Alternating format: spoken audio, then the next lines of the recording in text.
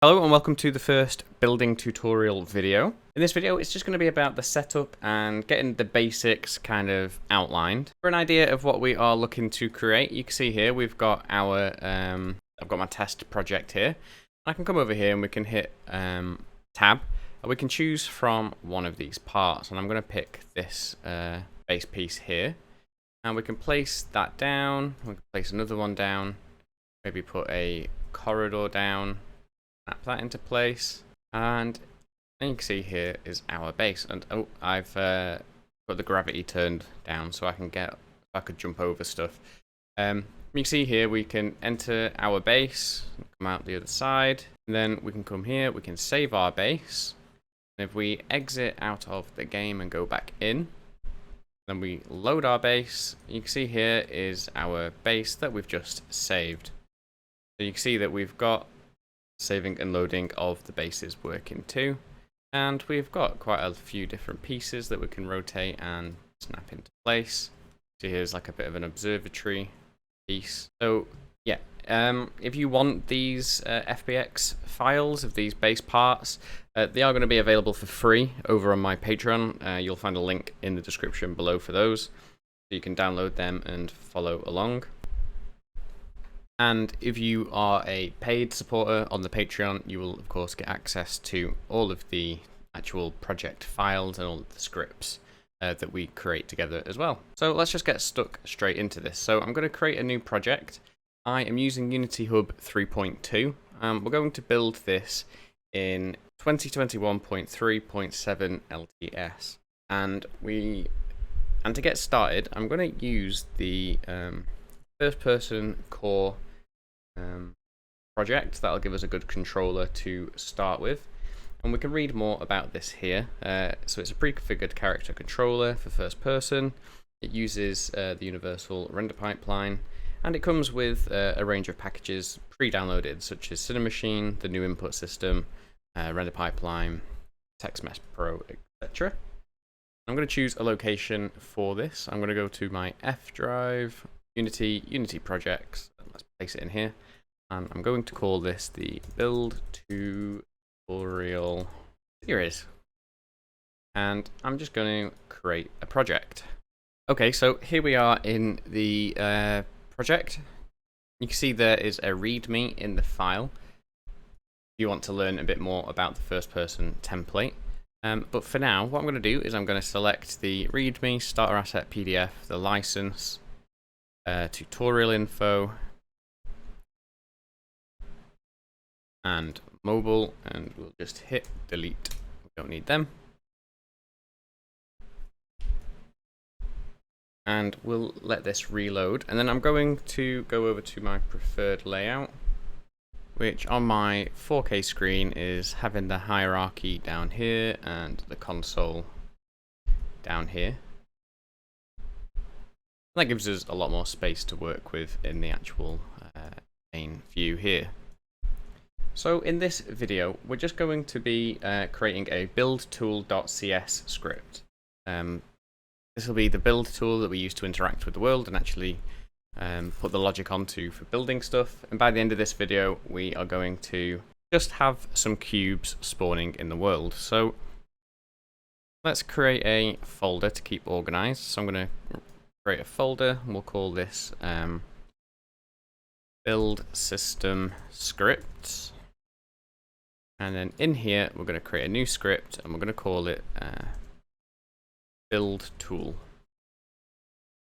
And we'll open this up. I'm using Rider as my IDE. You'll probably be using Visual Studio, that's fine. And let's zoom in here so we can see all of this. Okay, so let's create the variables for our raycast that we're going to do to decide where we're actually going to place stuff in the world. So I'm going to make a serialized field. I'll do a private float, which I'm going to call underscore ray distance. I'm going to have a serialized field private layer mask, and we'll call this the build mode layer mask. And I'm just going to duplicate this, and we'll call this the delete mode layer mask, which we'll use when we are building and deleting objects from the world. And then we'll want a serialized field, private int, and we'll call this default layer int. And this is going to be later on when we are spawning buildings into the world. We can assign which layer we want them to be on for the physics interaction. And I'm just going to default this to 8, but we'll be able to change it in the inspector. And then we also need a serialized field, private transform, and call this ray origin. And then when we are building or deleting something, before we place it down, you'll see that we had a different material showing. So we want to have a reference to those materials. So I'm going to do a serialized field, private material. I'm going to call this building mat positive and building mat negative. Okay, so we're going to be able to edit all these in the inspectors, and then we're going to need some other private variables that we don't need to kind of edit in the inspector. I'm going to do private bool and call this delete mode, and this is just going to let us flag whether we are wanting to place an object or delete an existing object in the world. We then need a reference to our camera because we're going to be using it a lot, so we may as well cache it in start. So we can say for camera, and we can do that in our start method. So void start camera equals camera.main, and with all of that done, we can start working on our update method. So here we want to do a raycast into the world and get the position that we're looking at in the world, and then we can position our spawned object at that location. And we're going to do that by creating a new ray, which will start at our ray origin position and then going in the direction of our camera's forward direction. And then we can see if anything hits the layer mask we have chosen. If it is, we can position the building preview by setting its position to that. But for now, we'll set it to the direct position, and later we'll get it so the position snaps to a grid. So I'm going to wrap that logic in a method that's going to return a bool. And we can say is ray hitting something, and this is going to take in layer mask for this layer mask, and it's going to pass back out a ray cast hit, which hit info. So like I said, we'll construct a new ray. So I'm going to say var ray and set this equal to a new ray, and it's going to start at our ray origin dot position. The direction it's going to go is our camera dot transform dot forward times by the ray distance, which is what we're going to set in the inspector. Then we can return physics dot raycast, and we pass in the ray just created, the hit info out parameter, the ray distance, and the layer mask passed in. Here we need to say out hit info. So this will tell us if we are hitting something at the given layer mask, and it's going to pass back out the thing that we are hitting.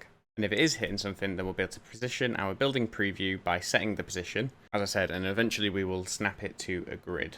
And then eventually, when we're happy with our position, we can press the left mouse button to actually place the object. So just to test this is all working, I'm going to say private game object, and we can say game object to position. And this is just going to be a test variable. We'll change this later.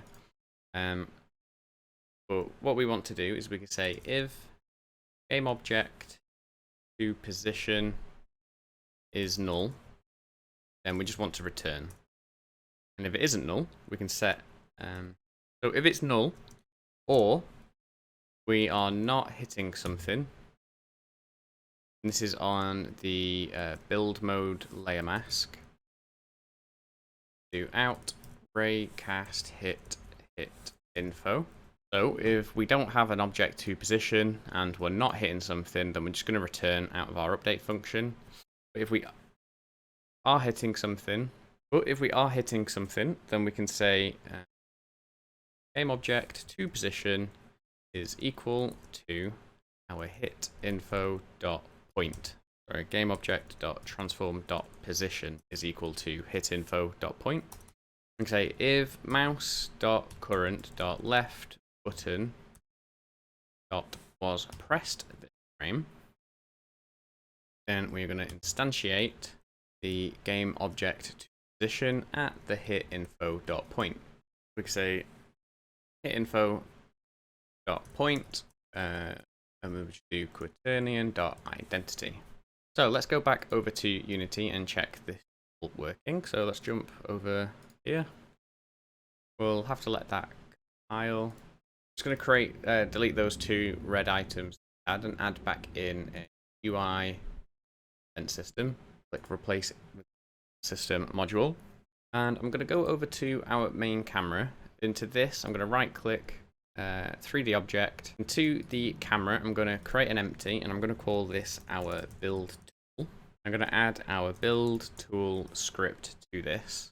I'm just going to position it somewhere out in front of our camera. I'm going to make a cube underneath it. I'm going to scale this down just so we've got a sort of visual representation. We can see that our build tool is there in this camera window. We can actually just put it down a bit. Down, have a look, back down a bit more. So there we go, that's our build tool. And then I'm going to add another empty to this. I'm going to position it out at the front of our build tool. So this is the ray origin position. So I think that will do. Call this the ray origin. And I've just restarted my editor to make the UI a bit bigger for the recording so people can see a little bit better what's going on. So I'm going to now go to our main camera, to the build tool, and we need to set this up. So for the ray origin, we can drag in this empty that we've made. And we're going to need to make some layer masks here so we can, what I'm going to do is I'm going to click the floor, make sure that we've got this mesh. I'm going to go to our layer here, and I'm going to select ground as our default layer, and I'm going to select this bigger piece here, this big blue bit, and I'm going to set that to the ground as well. And we're going to go back over to our build tool. For our build mode layer mask, we're going to just select ground. For the ray distance, I'm going to set that to 12. So that'll be it'll shoot a ray 12 units out in front, which should be about 12 meters. If not, it'll just place the kind of sky in front of us eventually. And then let's make a cube, 3D object cube. I'm going to position that 0, 0, 0, move forward. So again, this is just temporary. We're going to be spawning in our buildings through code, but on our build tool, we can drag this cube in to our, I haven't made it public, private, so we'll do public game object, and we'll go back over to Unity. Then we'll drag in our cube, our game object position. And now, if we hit play, that should theoretically work. So let's hit play. Okay, so you can see that is working. We are positioning our, something's going on with our character, but we can click the left button and spawn these cubes into the world. Okay, so that's working. We've got this weird bug where we are being pushed back, but we can click these, the left mouse button and place these blocks. The reason for this weird surfing issue is that we've got a collider on the cube of our build tool. If we disable that collider, you can see that we don't have that issue anymore. So we can click and we can spawn in our cubes. We'll need to make sure we do that not in play mode. We've got turned our box collider off. You can just delete the collider actually, but you can see now that we can spawn as many cubes into the world as we want. Okay, so now how about we try to be able to delete the cubes out of the world. So back in our update method, we're going to listen out for a key press, and I'm going to do the Q key. So we can say if keyboard.current.Q key was pressed to this frame, then we're going to set delete mode enabled to the opposite itself. So we say equals whatever the opposite is. So if it's true, it'll set it to false. If it's false, it will set it to true. And then depending on if delete mode is enabled or not, we're going to do some different logic. So I'm going to take this code, cut it, put it down here in a private void build mode logic function. Do the same, make a new private void, and we'll say delete logic. And then up here we can now say if delete mode is enabled, we will do the delete mode logic, else we will do our build mode logic. So again, we want to see if we are hitting something, if we're looking at something, and we want to see if we're looking at a building. And if we are, we want to delete that building from the world. So we can say if not is Ray hitting something, and we're going to pass in our delete mode layer mask, get a out raycast hit info. So if we're not hitting anything, we're just going to return. But if we are, we're going to listen out for the left mouse button. So we can say, again, so we can say if mouse.current.left button was pressed this frame, then we're going to delete, we're going to destroy our hit info.collider.gameObject. So now we'll need to do a bit of trickery in just a second, but I'm going to click this cube first. I'm going to add a new layer to it. I'm going to add a building layer mask on layer 10. We're going to set our cube to be of layer building. Select that there. Now back on our build tool, we can go over to our delete mode layer mask and choose building. We can place a few of these around. I'm going to go back to our build tool, and I'm just going to remove the reference to the cube that we are positioning. And then I'm going to come up to inspector here, and I'm going to swap over to debug mode so I can check this delete mode enabled toggle. So if I press play, oh, hang on, got a issue here. Okay, that's because of this OR check. So what we want to do is we can take out this hit info section. So we're saying if the game object to position is null, then we'll return. And we'll do separately if we are not hitting something, we'll return. And then if it eventually gets past this, then we know it's safe to use our game object to position. Let's go back over to Unity, and that should clear up this issue we're having here in the console. So if we hit play, instead of is null, I'm going to say equals null. Head back over to Unity and see if that's fixed it. Okay, so I've done equals null. And then, so you can see here we're in the world and we're pointing around. Let's head over to our build tool. You can see that we've got this delete mode enabled toggle. So if I press Q, you can see that's toggling off and on. Now it's really hard to see what we're pointing at, but if delete mode is enabled and we go over here and we're looking kind of at this cube and then we left click, see that we can now delete this object from the world.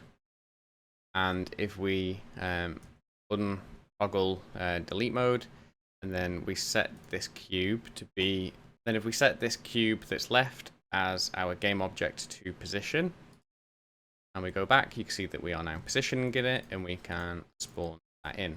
And if we toggle back delete mode, deleting stuff. So I think that's a good groundwork for this video. I think that's a good place to leave this video. In the next video, we're going to be looking at changing the material of the placed objects, depending on if we can place them or not, or if we're trying to delete them. So we'll turn them red if we're looking at them and we want to delete them. And we'll also get the object placement snapping to a world grid that we can define. So that's going to be in the next video. If you want the project files, as I said, they're available over on Patreon, as is the full series of these videos. They're all recorded and uploaded and available over on patreon.com/danposs. But if you can't or just don't want to support on Patreon, perfectly fine. I'll be uploading the rest of this series kind of on a weekly basis going forward here on YouTube. And as I said, the free kind of models of the rooms that we'll be using, they are available over on Patreon. You don't have to support that. That'll be just a public post. So feel free to head over to the link in the description to grab those models so you can follow along. In the meantime, thanks for watching, and I'll see you in the next one. Bye. I'd just like to take a minute to thank my amazing patrons, without whom I would not be able to do these kind of long form sort of series. In the 10,000 XP tier, we have John Smart and Trey Briggs, and all of the wonderful 4,000 XP tier members are on screen now. Thanks again for your support. Hello and welcome to part 2 of the build system series. In today's video, we're going to be working on getting the material of our objects to update based on a few different conditions, as well as getting them to snap to a grid as we place them in the world. So let's get started. So the first thing we need to do is we need to make a building script. So let's go over to our scripts, our build system scripts folder, and we'll right click, create a new script, call it building. And we can open this. So in this script, we're going to need to do a few different things. So we want to get a reference to our renderer. In this case, it's going to be the renderer of our cube object. And that's so we can set stuff like its material. So we'll say private renderer, call this underscore renderer. And we also want to make a reference to our default material, so the one that we start with. So we can say underscore default. Private material, and say underscore default material. Now in our start function, we are going to, with our renderer, we can say renderer equals get component in children and turn our renderer. And we can say that material, and we can say if renderer, so if it's not null and we found one, then we can set our default material equal to our renderer.get to our renderer's material. And then we want to make a public void update material function, which is going to take in a reference to a material. So I'm going to say material new. So here we're going to say if the renderer.material is not equal to new material, then let's set the material to new material. And we also want a public void method called place building. And call this when we are, placing the building, and we can say renderer.material is equal to default material, like that. And we can also create a private bool up here. We're going to call this flagged for delete. This will handle changing the material based on if we pointing at this object and we have said that we intend to possibly delete it. So we can say public void flag for delete. This will take in a material, call this material, and we can call our update material function passing in that delete mat, and we can set flagged for delete equal true. I'm just going to get rid of that capital F and put underscore F, keep our naming convention correct. Then I'm also going to make a public bool called flagged for delete, which is going to be a getter for our flagged for delete bool, so flagged for delete. And in our place building method here, we're kind of doing what it says here. So let's just call our update material function and pass default material. And here we are going to do a public void remove delete flag, which doesn't need to take in any parameters. That's going to update material back to our default material and set the flagged for delete bool back to false. So now let's head back over to our build tool.cs function. We've got our build mode logic here. This is going to be how we can change the game object to position. We can change its material based on whether we're hitting something or not. So whether we're looking at a valid build spot. And to do that, instead of getting a reference to a game object called game object to position, I'm going to swap this over to be a building reference. And I'm going to rename this variable to spawned building. Swap this over to a serialized field private So we can set it in the inspector, but we're starting to get a bit stricter now with our code because we're going to use this now throughout. We don't want to be able to change this kind of outside of the code base. Again, for now, we are going to set it in the inspector, but eventually we'll be spawning this building in through UI. And what we can do is in our build mode logic. So if it's null, we are returning. That's fine. And here we're saying if the ray isn't hitting something, then we're just going to return. But instead, what we want to do is we actually want to do something if we have a building, but it's not hitting something. What we want to do is call spawn building dot update material, and we can pass in the delete material, building material negative. And if we are hitting something, else, we're going to set the building's position to the hitinfo.point, and we are going to call spawned building dot material, update material, and we can pass in the building material positive. Then here, with our left mouse button was pressed this frame, and save a reference to this building that we're instantiating. So we can say building, call this placed building, and we'll set that equal to this instantiation. So we're going to spawn it into the world and store a temporary reference to it. Then we can say placed building dot place building, and that's going to, currently all that's going to do is update its material to the default material if it's not already set to that. Let's confirm this is working before we go and handle the delete mode logic, because that's a little bit more involved. So let's go back over to Unity, make sure we're all saved. Now I'm going to go to this cubes that I've made, and I'm going to get rid of them all apart from one. And to this, I'm going to right click, create empty parent, and I'm going to rename this building. Let's add our building script to this empty. And then now this is going to look in its children for a renderer. So it's going to find this cube, it's going to get the mesh renderer, and then that's how we can change the material of the cube. And over in build tool, I'm going to drag in our building reference. And again, we'll do this all through UI. We won't actually be spawning these in dynamically. But for now, we can just drag it in from the world into our building. We're going to need some materials for this positive and negative. So go back to our assets folder, and we can right click, create, and make a folder called material. And in our material folder, we'll create material. We'll call this building positive. And I'm just going to duplicate that, rename the new one to building negative. We'll keep them simple. I'm just going to make this come out of debug mode first. And I'm going to make the building positive. We can make this blue. Surface type transparent. And for the alpha, we'll just reduce that slightly and drag this on our cube just to see it. So see that there's a bit of a transparent outline there. That's great, so let's do that. And again, the negative one, transparent.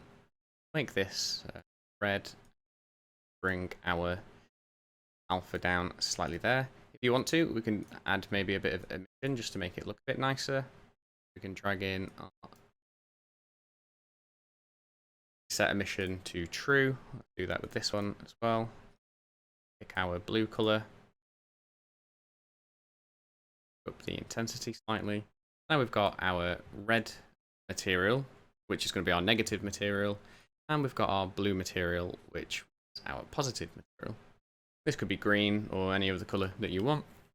I'm going to go for blue and red. And again, I'm going to undo that so it goes back to its default material. And then I'm going to come over to our build tool. I'm going to drag in our negative material into the negative material slot and the positive to the positive.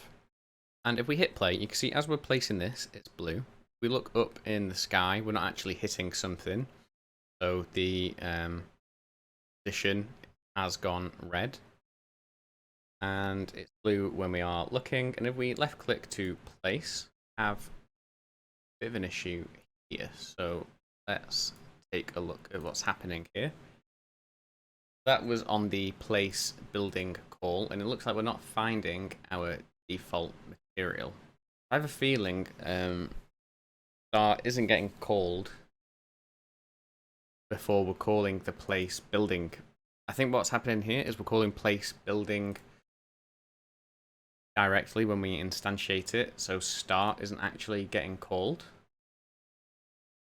And in the final bit of this code, we're not actually going to be using the start functionality. So for now, I am going to leave it there, but I'm going to copy it into place building. So we're going to get the renderer when we actually place the building down. And if we go back over to Unity and hit play, good play. So that is working. That was that first issue, but now obviously it's spawning in blue at the time, so it's thinking the blue is its default material. That's fine. That's a little bug that will get sorted when we actually implement the actual building system. It's because we're not spawning these in from prefabs. What we're doing is spawning them in just based on the cube that's already in the world. So here we've got this blue cube, and when we left click, we are instantiating this cube in its current state, and then calling the place building function, which is getting the default material of that cube. Hopefully that makes sense. Once we start using prefabs and spawnable scriptable objects to spawn these in, they will have their default material set correctly. But for now, just know that this is a little bug that will get fixed in the future. So now we're in delete mode, but we can't tell if we're actually looking at something. So let's just jump over to the code and we'll implement the logic for deleting our item. So over in our delete method, our build tool, in our delete mode logic method, we want to make a new variable. Do this above the delete mode logic method. Do private building, and we're going to call this target building. Actually, no, I'm going to put it up here. So our spawn building and target building. So down in with this target building, which I've just noticed has a capital. I've been doing a lot of work in Unreal Engine recently, and that's the kind of coding convention over there. It's all capital letters. There's none of this lowercase stuff really. So that's why I keep doing that. But I've renamed that to underscore lowercase t target build. And we're going to make sure that the thing we're hitting is actually a building. So we're going to make a variable called detected building, and we can set this equal to our hit info dot collider game object dot get component in parent, because it's the cube that has the collider on it. Top level object doesn't actually have, it's just an empty, it doesn't have anything other than the building script on it. So we can say get component in parent. Component we want to get is a building component. And then we're going to check to see whether we've found that. So if detected building equal to null, and we can just return, because we haven't actually found building to look at. And then next we want to say if our target building equals, and we want to set target building equal to the detected building. Because we've not already targeted a building, and we've just found one, so we can set that as our target. Now next we want to check if the detected building not equal to the target building. This is essentially also kind of like saying if the target building wasn't null, we want to check whether that target building is the same building that we're looking at. And what we also want to check if the target building is flagged for delete. Because if it is flagged for delete, and this is the old building, and we're looking at a new building, we need to remove that delete flag and swap its material back away from red to its original material. So we can say target building dot remove delete flag, and we can set the target building equal to our detected building. So again, we're looking around in the world. If we hit a building, we're going to store it here. If we don't hit one, this will be null, so we can just return early. We want to check if we've already targeted a building, because if we have, we've probably already done something such as flagging it for deletion, etc., and it's probably already changed it. If we don't have a target building, then we've not actually looked at anything before, so this detected building can be our target building. However, if the target building is not null, and the detected building isn't the same as the target building, and the target building has been flagged for deletion, then we're looking at a different building, so we need to remove the delete flag, and then we can set our target building to detected building. I'm saying the word building a lot. I hope that makes sense. If it doesn't, let me know below, and I can always try and clarify. Now, say, if the detected building equals the target building, and the target building is not flagged for delete, then we need to flag the target building for deletion, and we need to pass in our negative material. Flag for delete, flagged. So target building, flag for delete, and we'll pass in our building material. Finally, if we get through all of this, we can say if mouse.current was pressed to this frame, then we are going to delete target building dot game object. That had destroyed just the building script. We want to delete the game object that the building script is on. And then we can just set target building back to null just to make sure. Definitely null.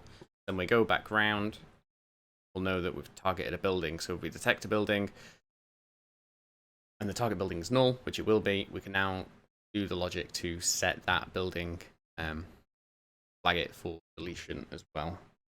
And over in our build mode logic, we can also check here whether the target building is not null. Because if we're in our build mode, we're no longer in delete mode. We need to remove the flag from that deleted object. So here, we'll just say, if the target building is not equal to null, and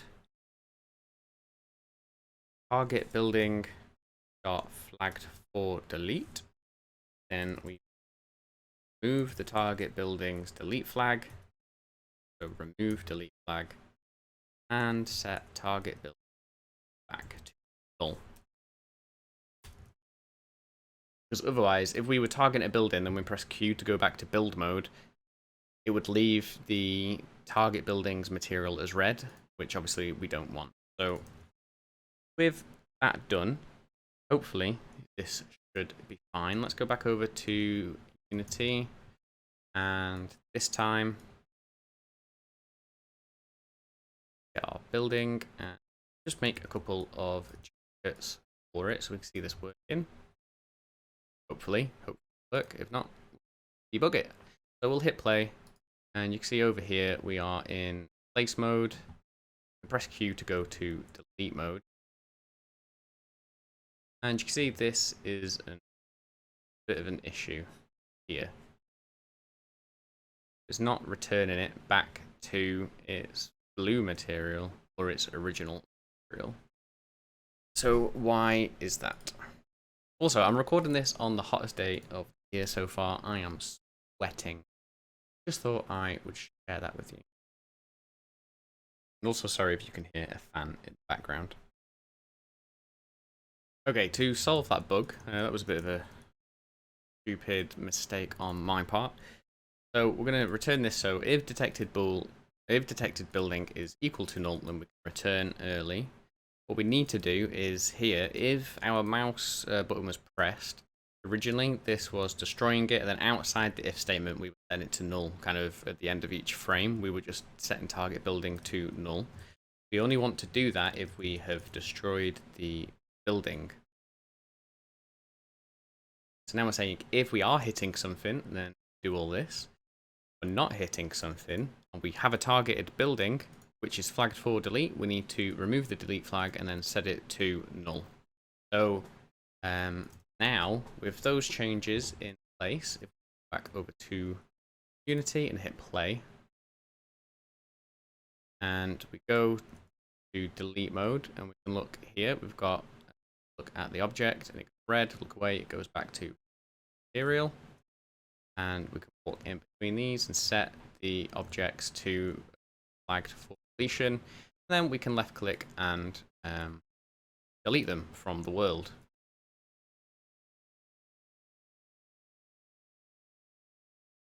I'm going to get rid of these, which I was using for debugging purposes.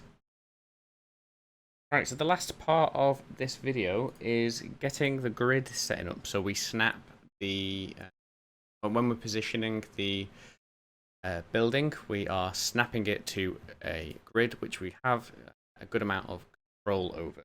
So, to do this, we're going to go back over to Unity. We're going to go back to our build system scripts folder. Right click, create C# script, and just call it grid. Let's open it up.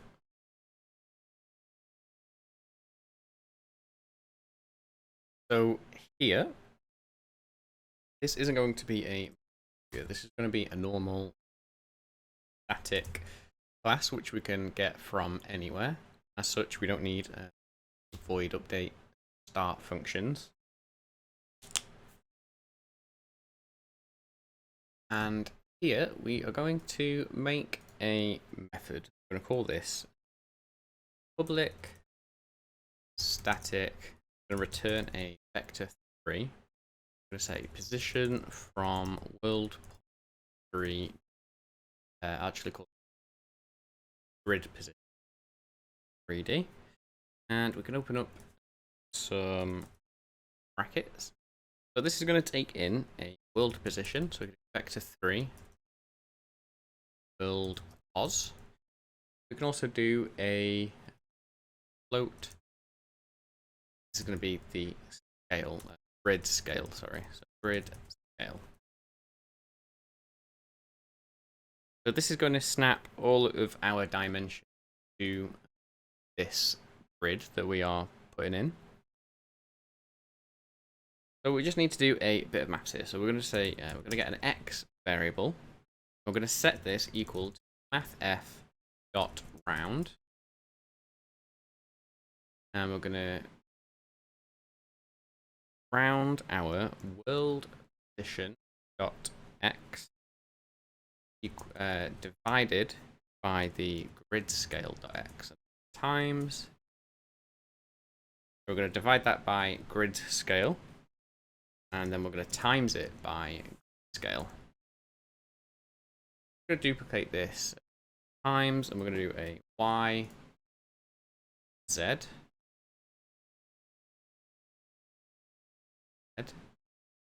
And then we can return a new vector 3 of x, z. So what this is going to do, so say if we have a world position, and on the x-axis we are 254 units away from the world center of 0, 0, 0. And then we've got a grid scale of 3, we can divide by 3.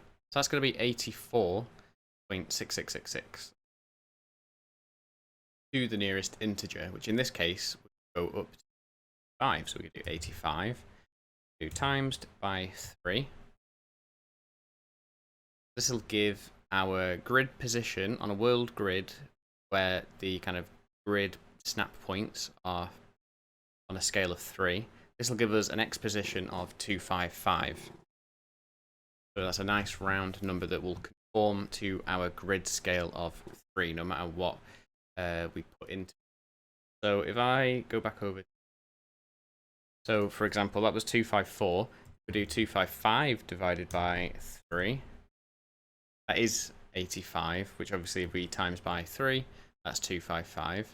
If we do 253 divided by 3 is 84.3. If we ran that up to 85 times 3, 255. So it's going to snap to the grid when it's in these weird in-between points, and eventually we'll go down enough that when we times this up by 3, it'd snap to the next kind of grid point along. With that class and method, if we go back over to build tool, and we go back over to our build tool script, and then here where we're setting the position, what we want to do is actually we'll create a new grid position variable, and we'll set this equal to, and we can go into our world grid class, do grid position world point, pass in hit dot point, then let's just pass in our grid scale of 3, which is what we were thinking example, and we can set the transform dot position over to grid position. This is going to be our position corrected to our world grid, which will scale as much as we want. Let's go over to play. You can see as we're looking around, this is now snapping it to a grid size of 3. Place that down. See that we've got our grid point of 3 here. There's a few visual bugs, so you can see that as we click our position, it spawns it in slightly behind. Okay, that bug there is because when we instantiate it, we're instantiating it at the actual hit info dot point. That's not aligned to the grid object. So let's copy this inside this else statement, and we can use our grid position here instead of the hit info dot point. Go back over to our project, and we can hit play, and that should work now. So we go over to our mode, we can see here it's snapping as we'd expect, and then we can click and it will put it exactly where we are clicking, not where the actual ray was hitting. So that's snapping to a grid. So you can see we are getting there. We can now delete items from the world and place them into the world. So again, there's that visual bug where we leave the material blue when we place it down into the world. That's going to be fixed in the next video. I'm going to work on actually implementing the building prefabs, which look a lot more interesting than these cubes, as well as implementing the ability to rotate them. That's going to be in the next video, which is already up and available over on patreon.com/Dampos. If you want to head over there, the link is in the description. Where to get the full series and the project files on the paid tier of the Patreon, and also for free you can get the models which we're going to be using in the next video to follow along there. So yeah, the link for that will be in the description. Thanks for watching, and I'll catch you in the next video. Bye. I'd just like to take a minute to thank my amazing patrons, without whom I would not be able to do these kind of long form sort of series. In the 10,000 XP tier, we have John Smart and Trey Briggs, and all of the wonderful 4,000 XP tier members are on screen now. Thanks again for your support.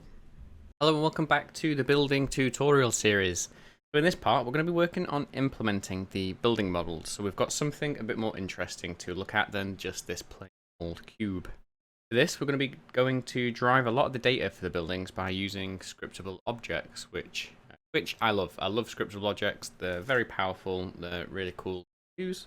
But before we do this, I just want to quickly add the ability to rotate parts, because we're going to use this later on, and we're just going to listen out for the R key, and if we detect it, then we want to rotate the object by 90 degrees. So to see this working, we're going to have to stretch out our cubes. See rotation. If you rotate a cube, it kind of looks the same if you snap it by 90 degrees. So let's just stretch them out a little bit. So we've got our cubes here, they're nicely stretched out. So yeah, currently if we are playing and we're moving this around and it's snapping, it'd be great if we could rotate it. And you see a bit of an issue here because we've stretched them, I think. So because I stretched them, they've shifted away from the game object center. So let's just zero those back out. I thought that might happen, but it looked visually hadn't. And that, you have to move the top level building object along, that one along, this one's the one for around the world. So should be fine. Let's do that. So yeah, there we go. We're moving it around properly. So let's implement this rotation logic, and then we will get the building models imported. Them. So back over in the build tool script, like I playing last time I was in that, but that's fine. We're not currently playing. Right. So we have our build tool script here. Let's at this point, if spawned building equals null, we're going to return. Anything past this point, we know it's safe to do stuff to spawn building. So we're going to say here, if stored .current .arkey pressed this frame, all spawned building .transform .rotate, rotate it by 90 degrees y axis 0. So 0, 90, 0 on rotate function. And then we want to store our last rotation in a global variable. The reason for that is that when we choose another part from the list, we want it to remember the rotation of the part before it. Otherwise, if you're trying to build kind of at a weird angle and then you want to swap between different parts, they're going to forget their rotation. It'll be really annoying because you'll have to rotate each building piece back around to where it was so then you can place it down. Yeah, hopefully that. So we're going to get a private quaternion. I hate quaternions, but we're going to get a private quaternion. Let's call this last. Save our script. Go back down. Rotate logic here. And we're just going to say last rotation equal to spawned building transform rotation. And for now, this instantiate, we're not actually going to be instantiating the building when we click the left button. We've been doing this as kind of test. For now, though, we're going to keep it this way, so we need to put in last rotation into the function. So if we now back over, we're in our play mode here, and we can press R and we can rotate our part by 90 degrees around y-axis. Now, obviously, this could be a toggle. You might want to allow players to snap between 90 degrees, but then they could have access to some sort of free rotation if you wanted. You could have it, as 45. In fact, why don't we put this as a rotate snap angle float? We can set this in the vector then, can't we? So we do a serialized field, private float, rotate snap angle, set it as default to 90, so then back over in project, we can swap this to 5 degrees, press R, and we could rotate it by 45 degrees, kind of in that direction. Do so. So there's our rotate sorted. A nice little quality of life feature. But now let's jump over to the scriptable object stuff. So let's right click, create C# script, and I'm going to call this building data dot just building data. So here in our building data script, this is going to derive from object. Up here, we're going to do a create asset menu, menu name, building system / build data posh way of spelling it. So we've got a public class building data. And this is going to have a few different things which will help feed the UI and the actual placement of the buildings. We're going to have a public string, and we call this display name. Have a public sprite, this icon. Have a public float grid snap size.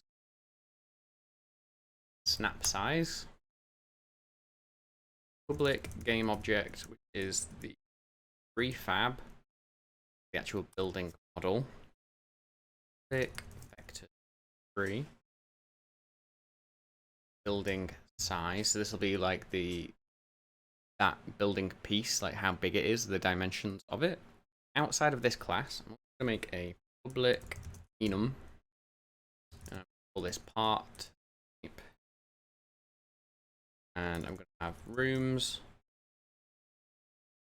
corridors,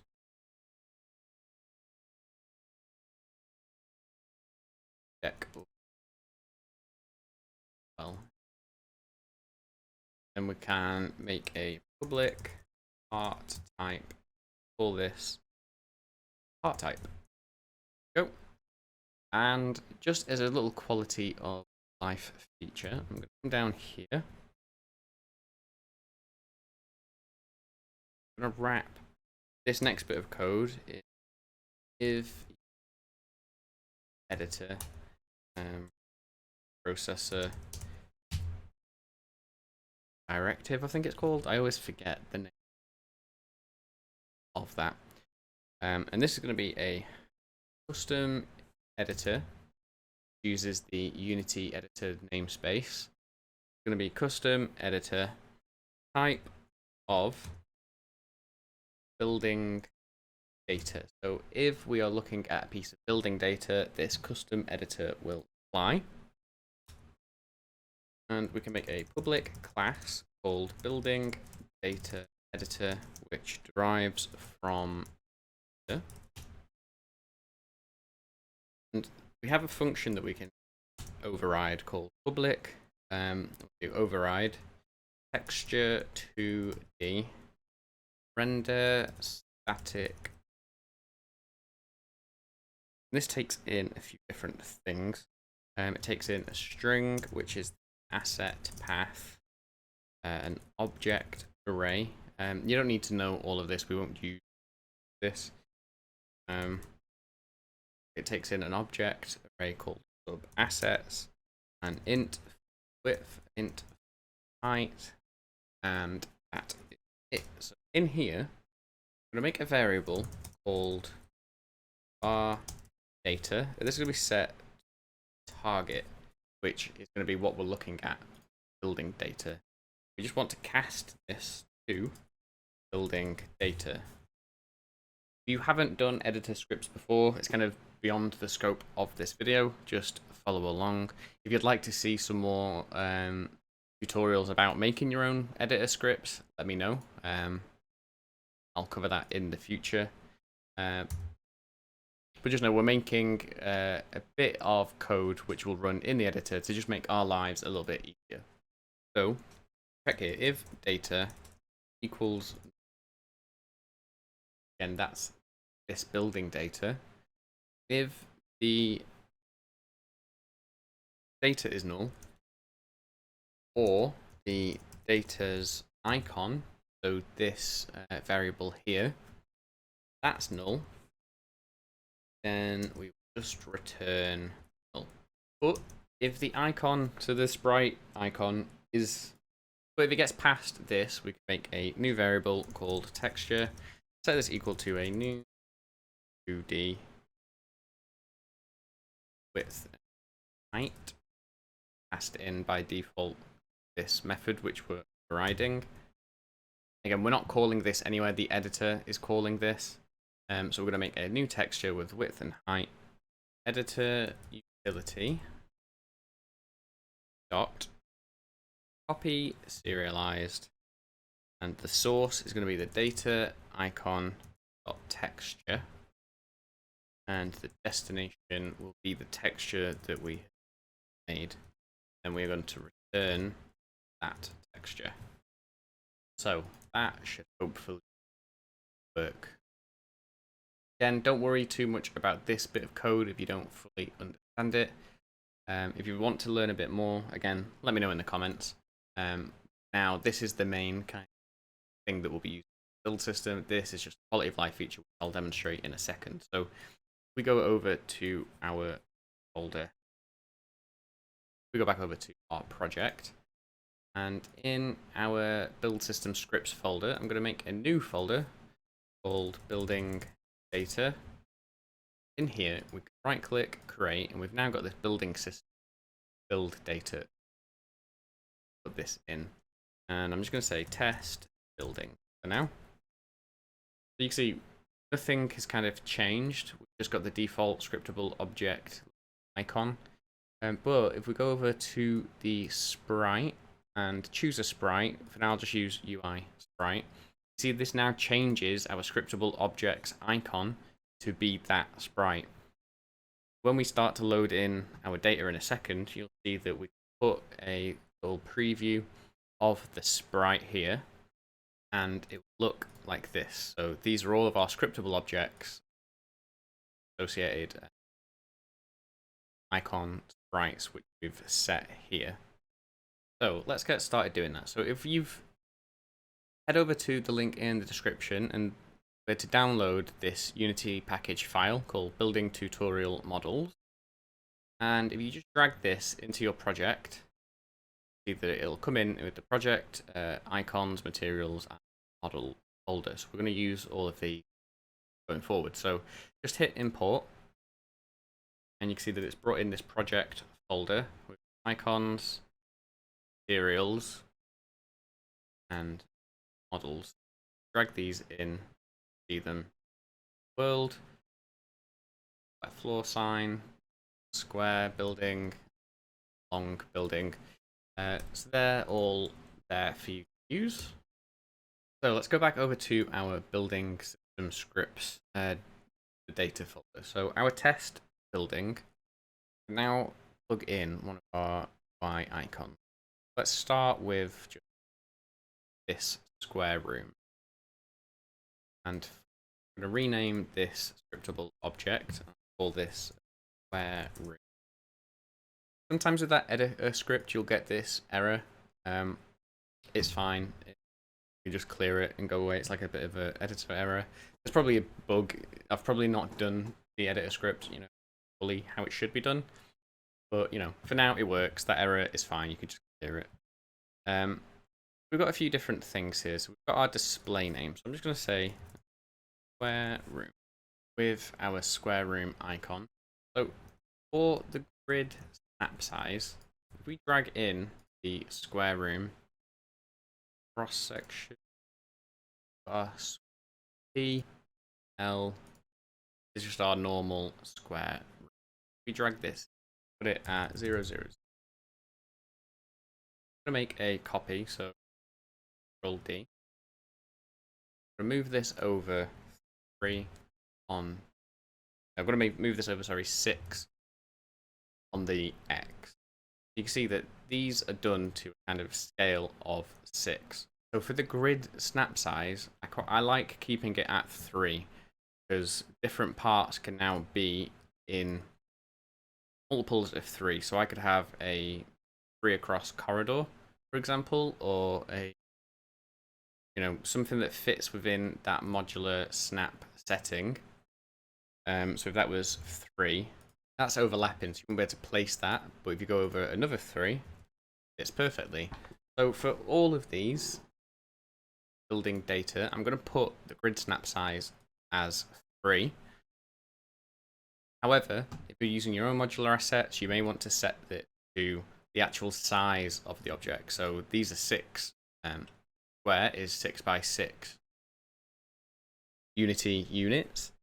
I like to keep, but the way I've done them is 3 snaps quite nicely together.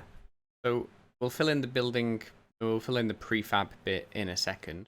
But for building size, as I said, that was 6 by 6 by 6. It's a square room.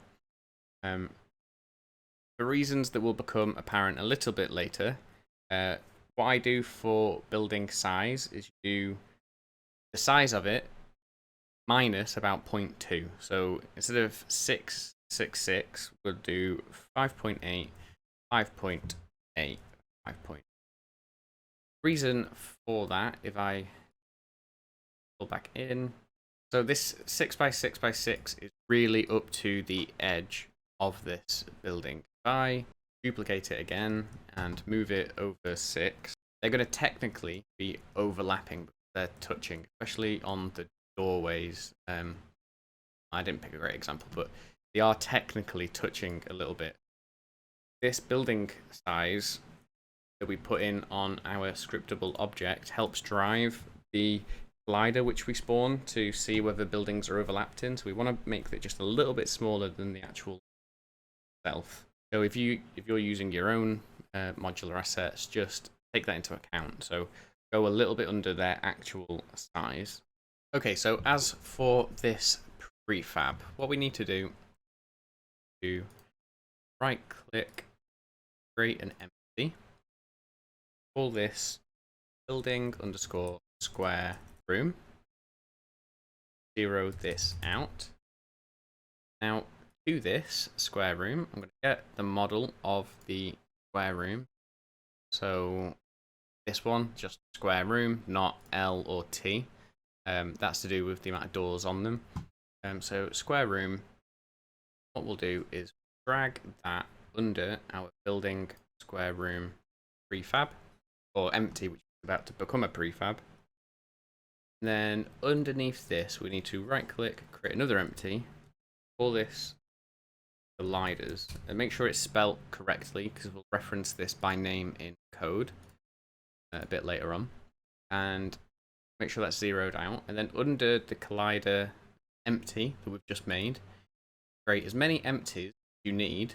Underneath that, to them, you add a box collider or any collider shape that you want. And then this building currently has no collision on it, so the player would be able to just walk straight through it.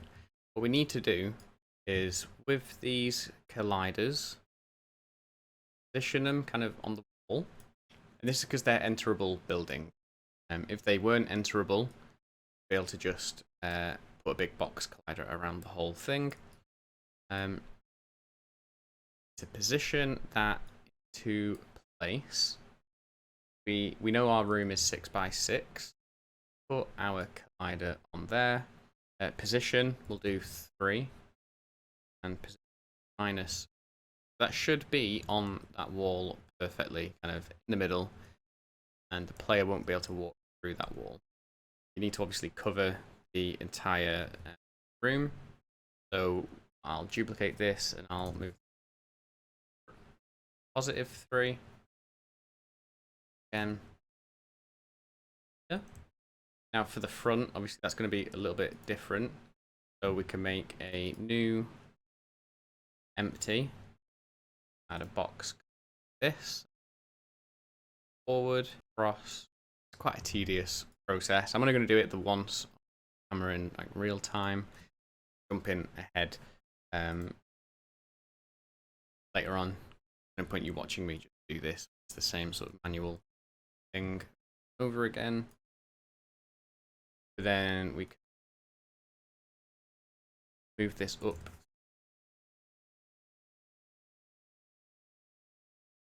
Three on the Y. 1.5 X. So again, just position this in a way that's not going to block your doorway or anything. Block the doorway. Drag that over. Collisions are quite tedious. There is ways to do in 3D program this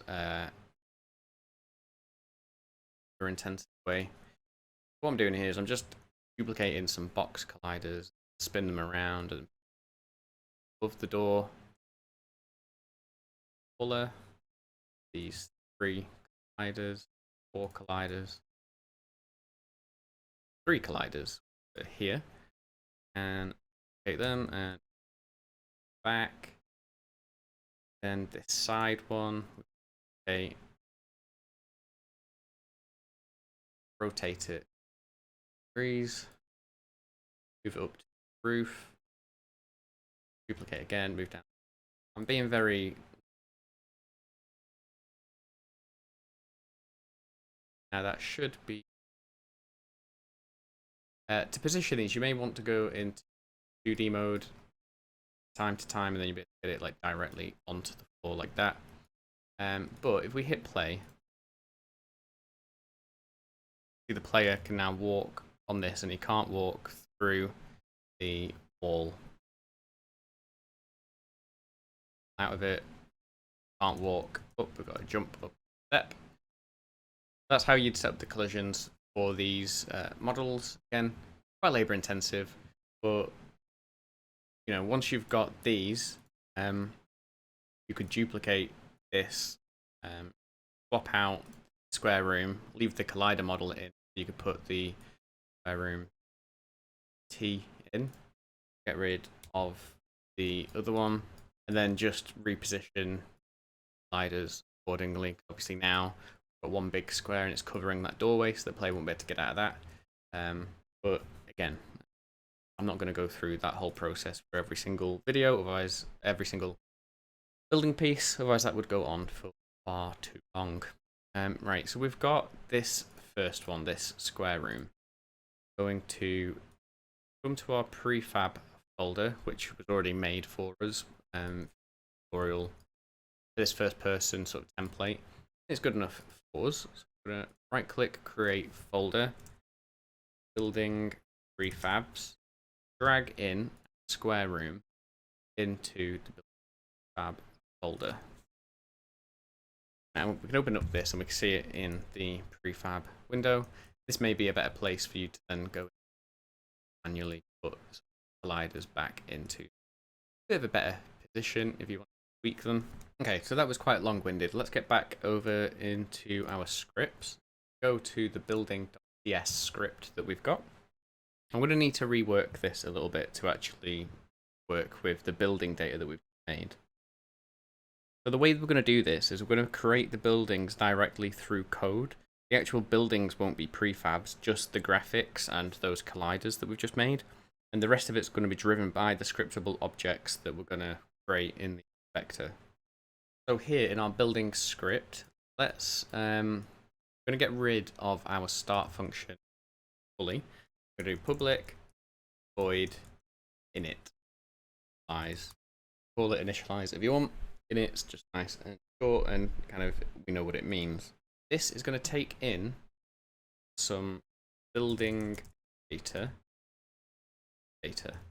We would then want to store a reference to this data. So up the top here, I'm going to do a private building data variable.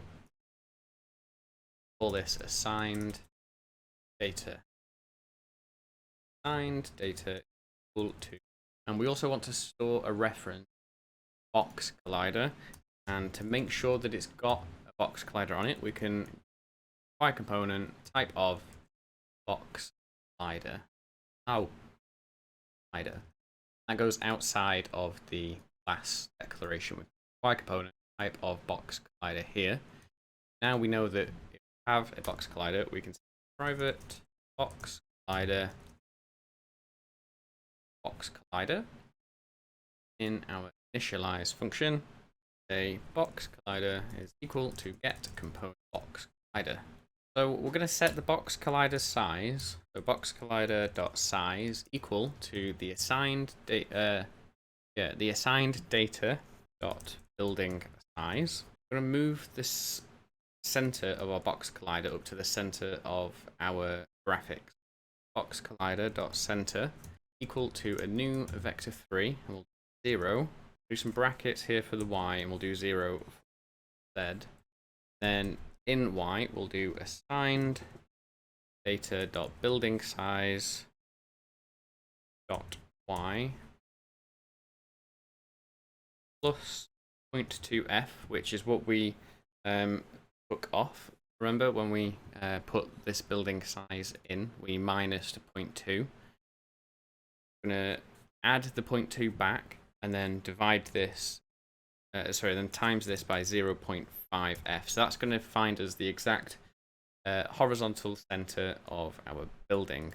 We do times 0.5 instead of divide by 2 because it's slightly quicker. It doesn't really matter in this, but it's always better to multiply than it is to divide. Then we want to set our box collider.is trigger. Then we need to add a rigid body to this building so we can detect collisions. So we do game object dot add component, add body. Make sure we set it to kinematic. Don't, physics will apply and you'll start getting weird things affected by gravity. It'll fall down, etc. We want it to be is kinematic equal true. Now we also want a reference to a game object, which private game object. Call this graphic. It's going to be the prefab that we've just made. So here we say graphic equals instantiate data.prefab, and do that at the position of this script. So at our position, set the graphic to be the parent of this. We'll set the building script to be the parent of the graphic as well by putting transform in there. Then finally, we're going to get renderer and set this equal to graphic.get component children, getting the renderer component, default material equal to renderer.material. So this is the stuff that we were doing. Then for that colliders empty made, so back over here, we made a empty called colliders. Make sure you've spelt it like that, or if you've called it anything else, when I use the word colliders in a second, call it whatever you put here.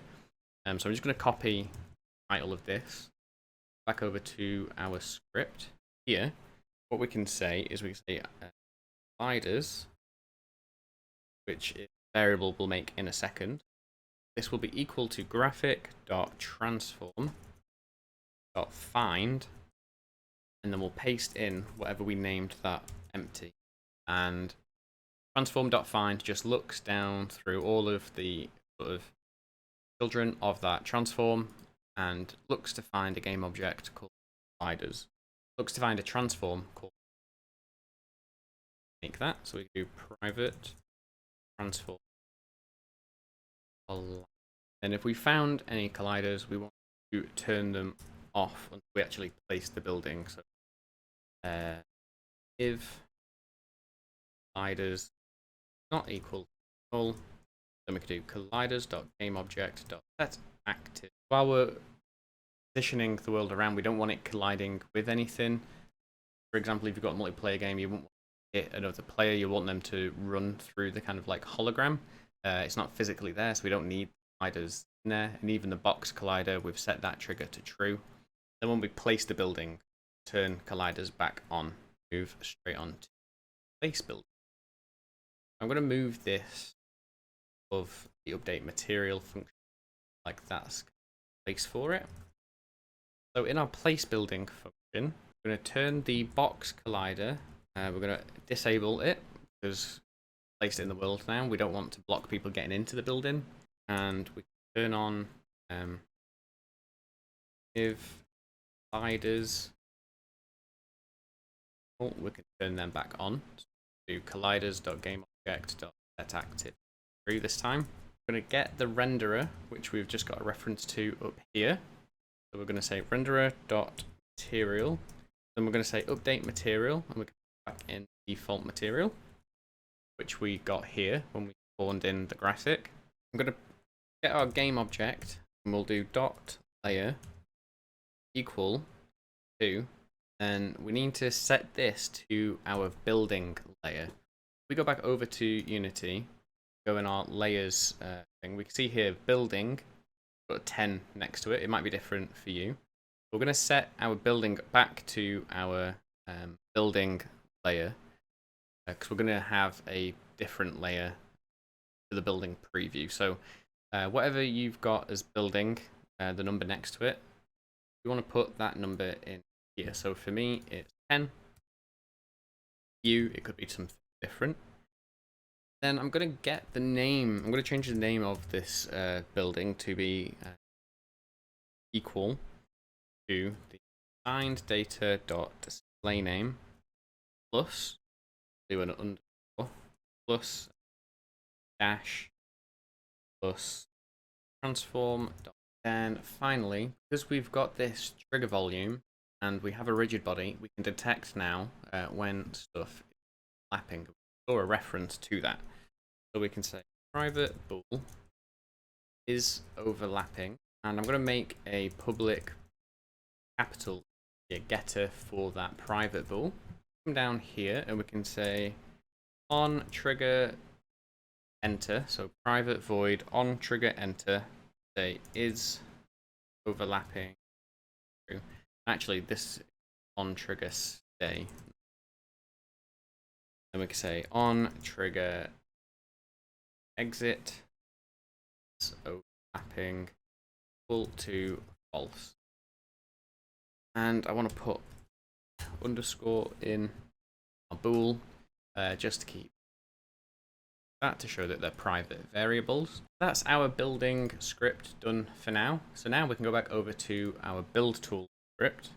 So here we're going to do a little bit of, well, so here I'm going to make a function, choose part. So private void choose part. I'm going to take in a piece of building, and we're going to choose a part from the UI eventually.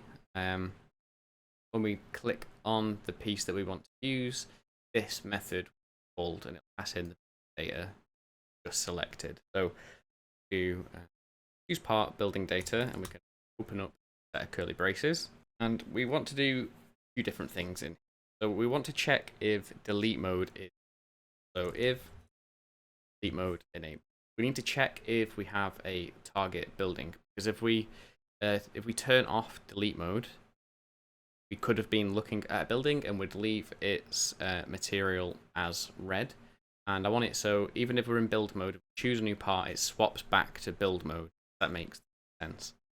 So we say if the target building is equal to null and target flagged for delete is true, and we want to remove delete flag,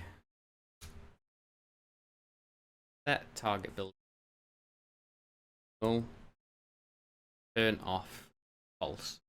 That's if we choose a part and we're in delete mode, we just make sure that we sort out materials of anything that we were possibly looking at, then we turn delete mode off. Now, if we're choosing a new part and we've already got a part chosen and we're in build mode and we're looking around and placing something, we need to destroy that spawned building so we can bring in our next building. So we say if spawned building not equal to null, then let's destroy building game object and set spawn. Then we're going to make a new game object. Therefore, let go game object. Set this equal to new game object. Instead of round braces, I'm going to curly braces. Here, I'm going to say layer equal, and this is going to be our default layer int, and name be equal to build semicolon. So this default layer int, this is going to be set in the inspector. We could hard code it like we did here, doing the same thing. Need a new layer, get the integer that kind of references that layer. So if we go back over to our build to series and we add a layer, I'll do layer 11 build user layer 11. Out of that, and I just want to make sure that I've not that. So on our build tool, change this to, and then if you ever need to move layers around for whatever reason or delete them, you can do that with, and you won't just come here and change that. You won't have to go back into code where the build. So to this new game object that we can now set our spawned building equal this game object, and we're going to add a component to it. We're going to add the script that we've just. We're going to add it to it and store a reference to this new script that we've added. Call the initialize function, passing in this data here. And we can set spawned building dot transform dot rotation equal the last rotation. So now in our build mode logic down here, this is getting quite big as well. So we're going to spin out some of this method. So here I'm going to get this, put that. I'm going to get this if keyboard current.rkey was press this frame down to this else here. Let's put that. I'm going to make a method called position building. Let's make that method. It can be a private void method.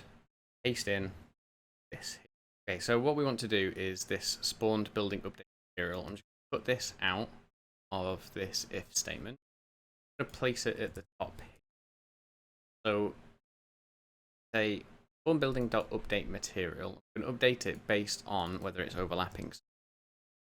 Say spawned building dot is overlapping question mark.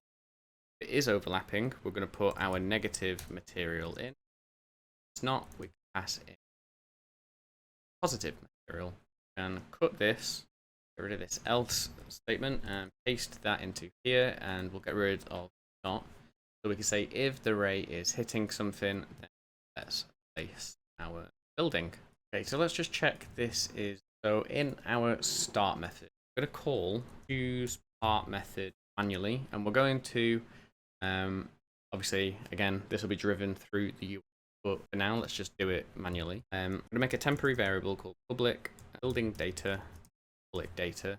Then we're going to choose part, pass in that data that we've just set. We're going to set this in the inspector. So that's going to choose the part, and then we are going to hopefully spawn in our building, and we should be able to place it down in the world. So instead of now, we don't need to instantiate the building when we click the left mouse button. We can just call spawned building dot place.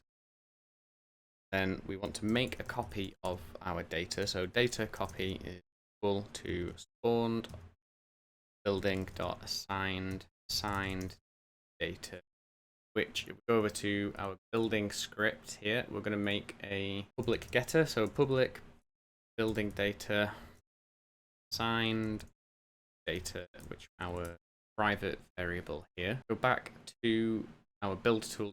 Yes, we're going to make a copy of the assigned data. Going to get our spawned building, set it to null, and then we can choose part, and we'll choose our data copy. We'll placing the one that we've been moving around, and then we're spawning in a new one and starting the whole process. Go over to our project, go to the build tool, and we've got our data here. We can select this drop down. We've only got one in it, our square room. Delete the square room from the world, and there's been an error. Oh, that's because over in our square room building data, I assume this is why, we just lock that and then go to our prefab folder. We can drag in this building prefab that we made. Play. Okay, so we can now place this part, and you can see that we've got this kind of full piece and overlap. Anything we need to set vision kind of stuff up. Okay, so the overlapping doesn't seem. We'll figure that out in a second. Let's just pop out and have a look at this. So we can see our build preview here. Lock the inspector. We're set to the build preview layer. There's a box collider on it. It's the right size. It's going around and it's set to. Okay, so you can see that working now. There was a bit of an issue with the kind of overlapping logic. It was correctly detecting an overlap, but left this line in. So in the if is ray hitting something, we just need to remove that line. Take the material. Because what was happening was I was setting the material, but then I was setting it back to positive if we. So with that, go over to our play. Going around, and if it overlaps some, goes red. In the minute we can still place it if it's overlapping. Just to fix quickly here, we just want to say, let's copy this.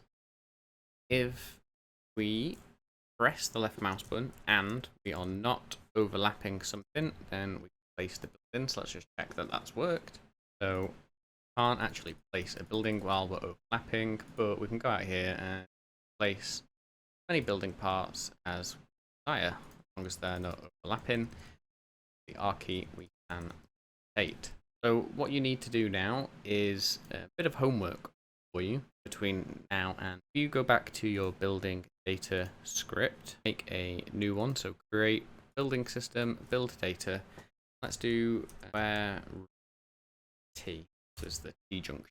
Choose the room T right, and all of these are kind of the same. Grid, snap size of 3, building size 5.8, 5.8 because the square one's a square. Play name.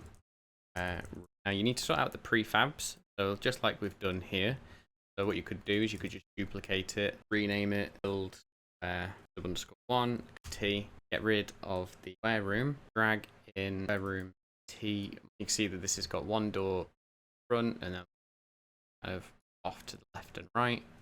Then you'll need to sort out all of the sliders. Back to the building data, square room, T, this prefabs folder, this is T.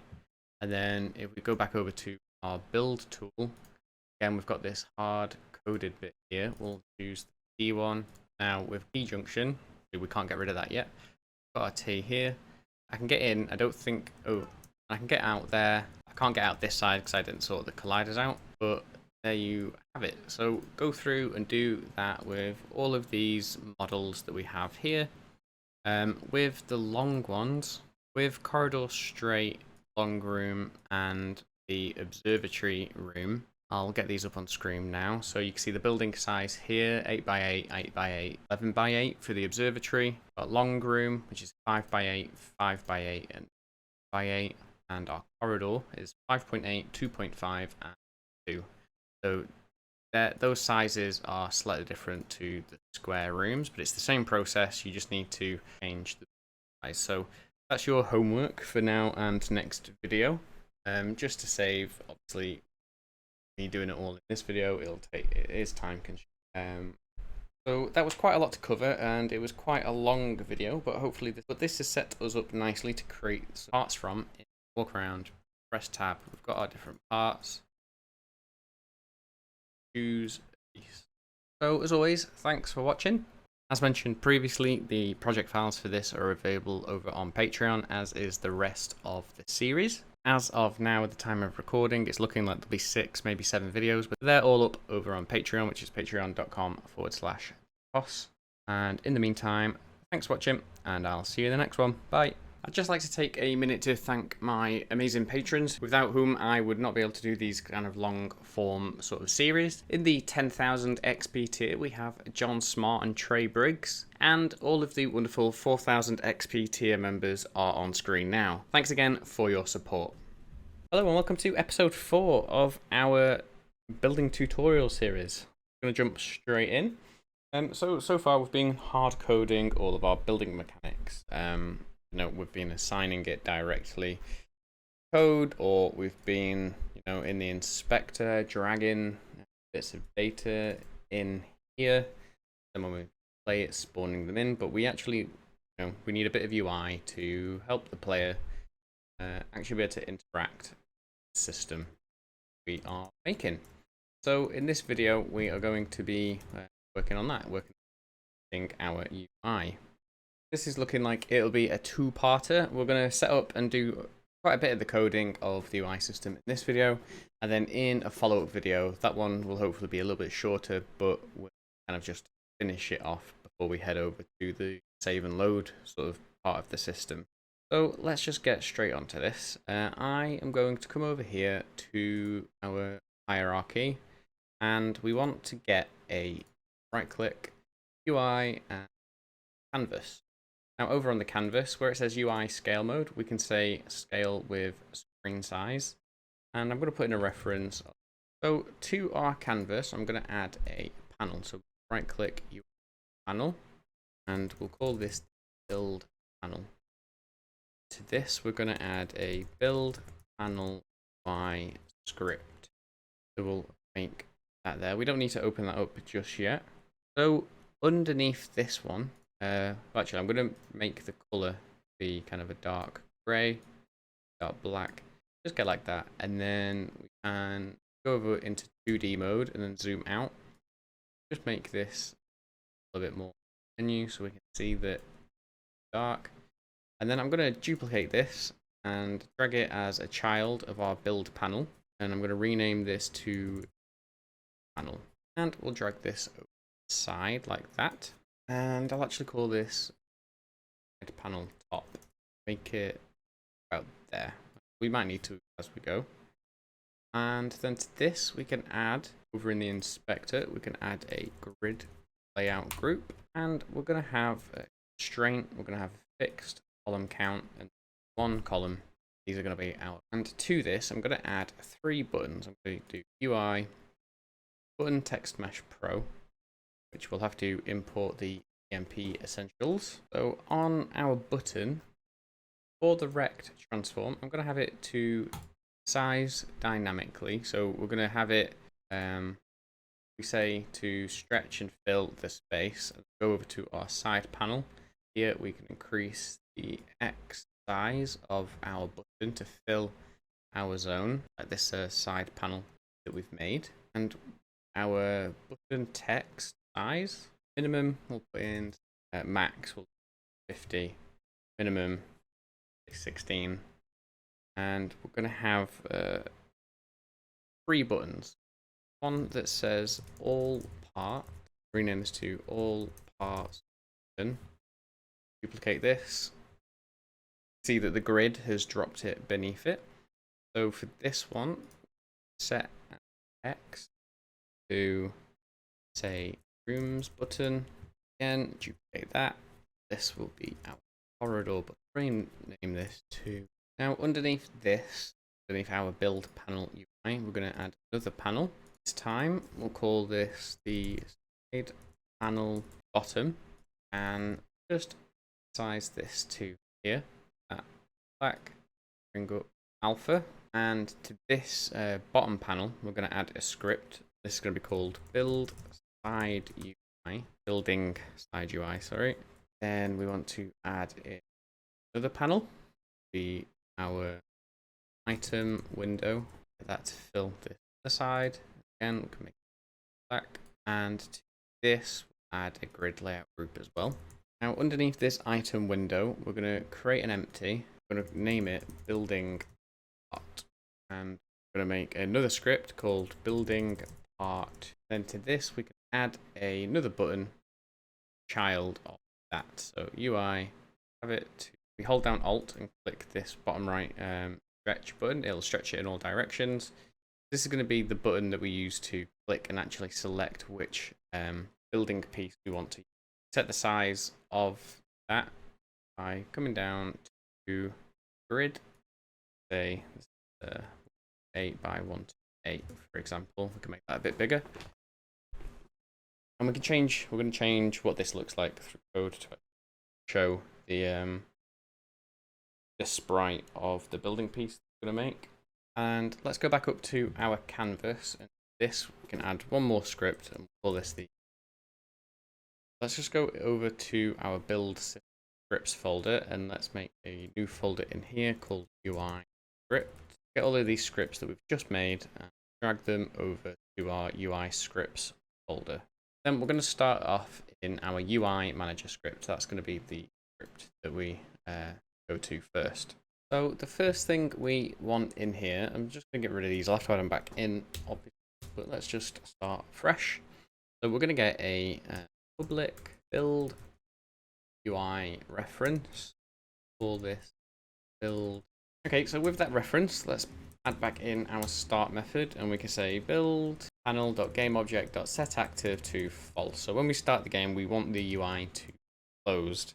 Then in our update function, so here we can say if keyboard.current.tab key was pressed this time, then what we're going to do is let's just toggle this panel on. So build panel.gameObject.setActive.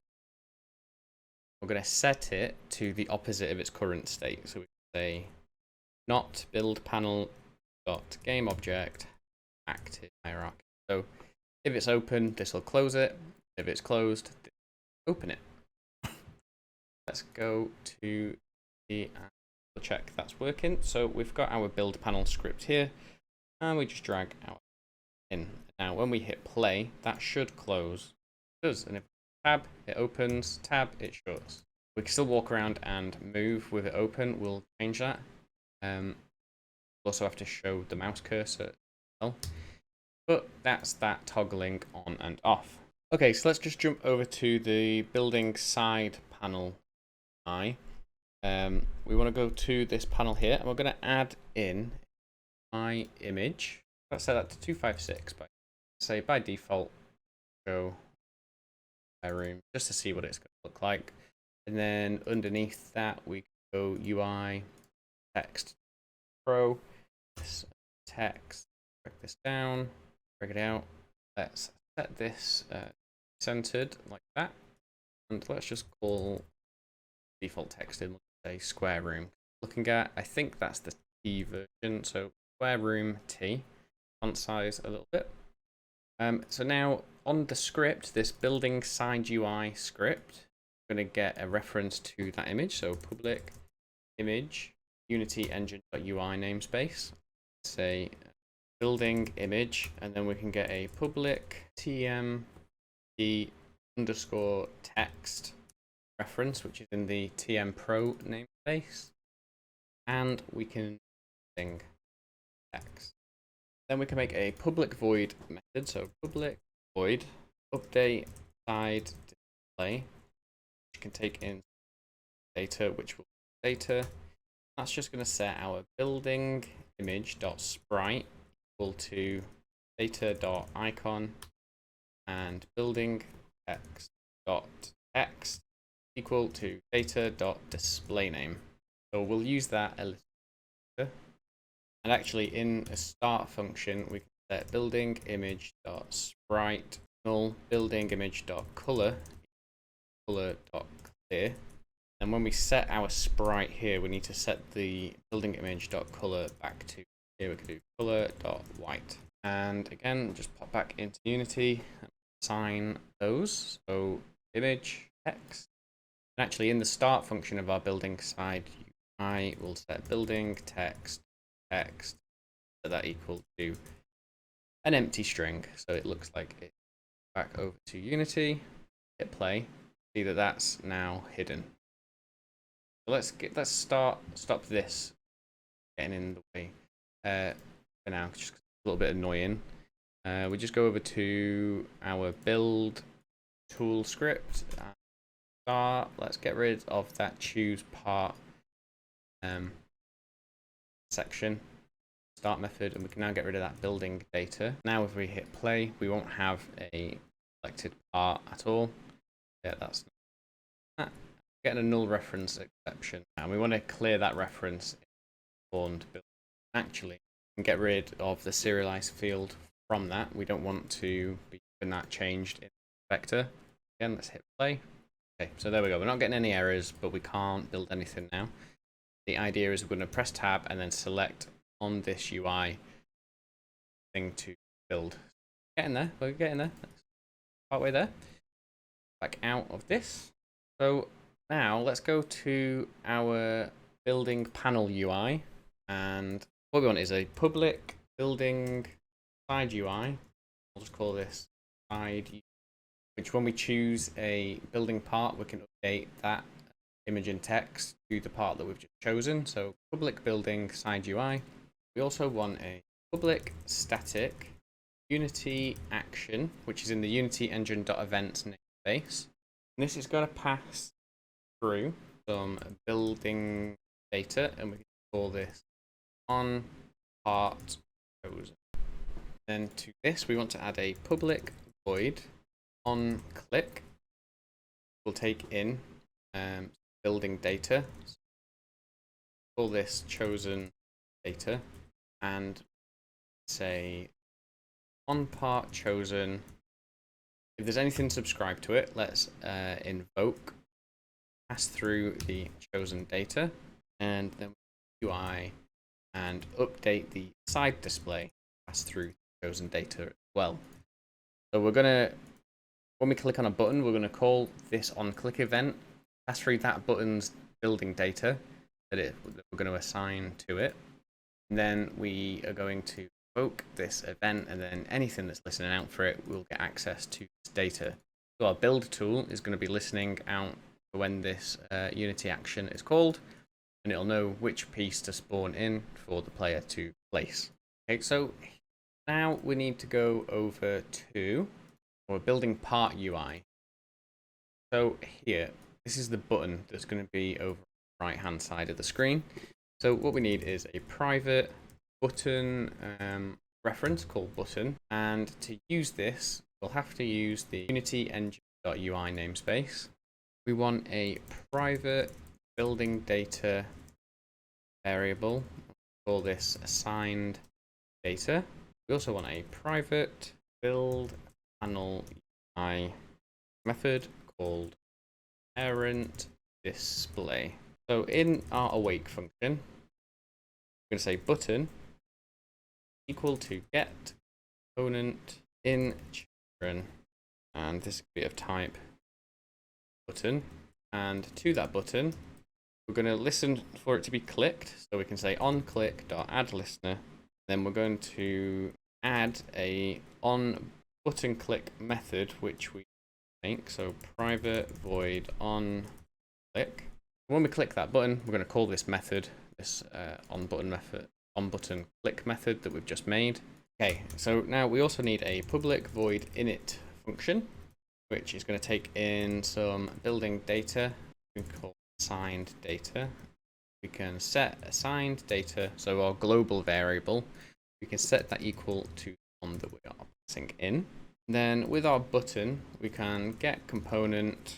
We're going to look for the image component of our button and set the sprite equal to the assigned data dot. This also wants to take in a building panel UI reference for this parent display, and we can set parent display equal like that. So we're going to spawn these buttons in dynamically from of the script, and then we're going to pass through the data that this building part UI button needs to know about, and also the parent's display, so we can call a method on our building panel UI script. And then in this onButtonClick method which we've created, we're going to call up to our parent display. We're going to access the onClick event there, and we're going to pass through our data. We're going to invoke this event. We're going to update our side display. So we're going to click on this button here. We've got a build panel. Let's drag in our building side UI reference. And then we've got our building part here, this button. We've got a building part UI. What we want to do is drag this as a reference over into our UI scripts folder, and we can make a prefab of that, and then we get that from hierarchy. Okay, so we'll leave that there, otherwise this video will go on for a bit too long. The next bit is quite a involved bit of coding, but just so we know what's going to happen is that through code we're going to assign these, we're going to get these buttons, and depending on which parts we have selected, we're going to spawn in X amount of buttons. We're going to be able to click on these buttons, then choose the part that we're going to place in the world. As I said, that'll be covered in the next video. This is a bit of a shorter one to make way for what we're going to cover in the next video. That next video is available already now on Patreon, along with all of the project files as well. So feel free to head over to patreon.com/danposs. It's also linked in the description below as well. In the meantime, thanks for watching, and I'll catch you in the next one. Bye. I'd just like to take a minute to thank my amazing patrons, without whom I would not be able to do these kind of long form sort of series. In the 10,000 XP tier, we have John Smart and Trey Briggs, and all of the wonderful 4,000 XP tier members are on screen now. Thanks again for your support. Hello and welcome to part 5 of the building tutorial series. In this video, we're going to be working on continuing with our UI. So what we're going to do is we're going to have our buttons spawning the different base parts over here, depending on which of these buttons that we click, it'll be dynamic. We'll spawn in the right amount of buttons for the right amount of parts that we know about. And then this will allow us to click on a button and choose that part to then place down in the world. So let's just head straight over to the code. I'm in building panel UI.cs, and there's a couple more variables we're going to need here. So first off, let's get a public building data array. This can be known building parts. We also want to get a public building part UI variable. We can just call this the building button prefab. Let's call it that. And let's just jump back over to Unity. So now on our build panel, we've got our known building parts and our building button prefab, which we created in the last part of this video series. So we'll just drag that in here. And for the known building parts, we can lock this panel, go over to the building data folder that we have, and I'm going to select all of these and then drag them over to known building parts so that fills that array. So now I'm going to make two public functions. I'm going to say public void, and we can say populate buttons, and we'll say public void clear button. Then we need a couple more methods. So we want public void on click all parts. We do public void on click room part, and the final one, public void on click corridor part. And we're going to get our populate buttons here, and what I'll do is I'm going to pass in a part type for this chosen part type. Then from here I'm going to call our populate buttons function, and for all parts, we'll come back to this in a second, because obviously for all parts we're not choosing a part type. We want all of the parts, so we're going to spin this. We'll have two versions of this method. On click room parts, we can say populate buttons. We can pass in part type room, and paste that for corridor parts to corridor. So let's just make another version of this function. So public void populate buttons, and this one won't take in any arguments. So in click all parts, we're going to call this version of our method, and all the other ones we can call this version and pass in the chosen part type. So let's now just jump back over into Unity, and on our build panel, underneath side panel top, we have these buttons. So I'm going to come over here, and we can get the on click method here, and we can drag in the build panel script, and we can choose building panel UI, and we can say on click all parts. For the rooms button, drag in the build panel, choose room parts, and on the corridor button, drag in build panel, building panel UI, and corridor parts. Now as we click these buttons, we're going to do something over on this right hand side. So we need to get a reference to this item window, which has the grid layout group on it here, and we can say public game object item window. Jump back over to Unity. Let's just make sure we assign that. Drag in our item window. So we'll start with this method first, the chosen part type method. So in here, what we want to do is we want to include using system.link, and what we're going to do is we're going to make a new variable, and we'll call this room part. I'm going to set this equal to our known building parts, and then using link we can say where. We open up some brackets, and we can say P for part. We say P, which is our building data, where P dot part type equals our chosen part type. Then we can call to array like this.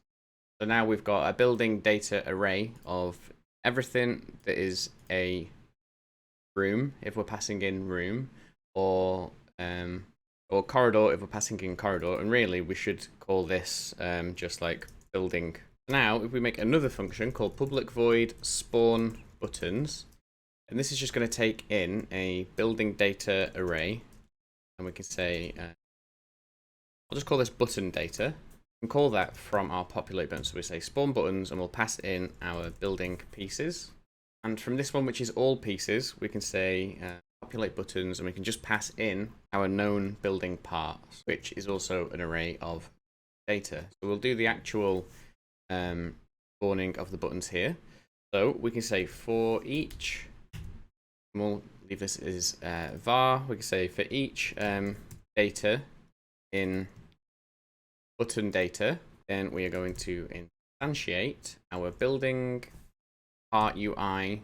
We're going to instantiate our building button prefab, and for the transform, we're going to say item window dot transform, and I'm going to store this button that we've instantiated in a new variable. So we'll say var spawned button is equal to this button that we are instantiating. So now let's go over to the building part UI script, which is on our button. So you can see that we've got this init function, which takes in a piece of assigned data and a parent display panel. So back on our building panel UI, all we need to do here is say spawned button instantiate, and then we can say spawned button dot init, pass in the data that we're currently on in our loop, and then we can pass in this as the parent display.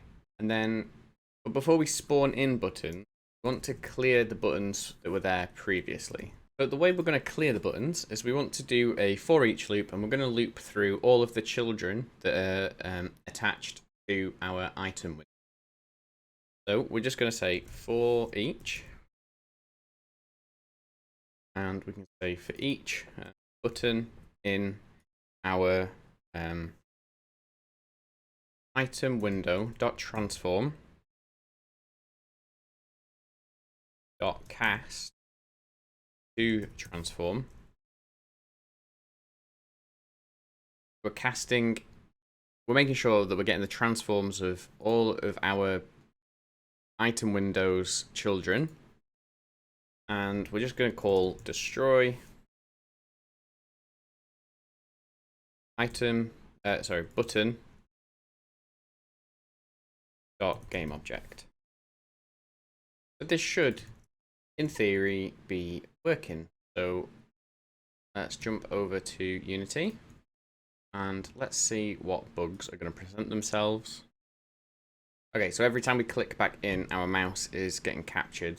So on our UI manager, we're going to make a function, do a private void set mouse cursor state, which will take in a bool, and we'll just call that new state.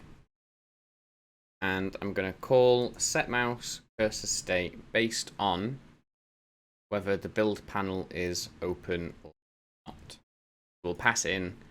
So obviously we're setting the active in hierarchy variable here when we set it to active. So that'll be its new state, so we can pass that in to our set mouse cursor state. So here we can just call cursor dot visible is equal to the new state, and let's call set mouse state here as well. Let's try that to see if that's fixed. Okay, so that's showing the cursor. We now need to unlock cursor.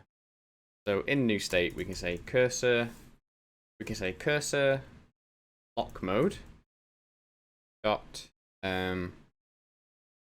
then we want to say cursor dot lock mode lock state is equal to cursor lock mode.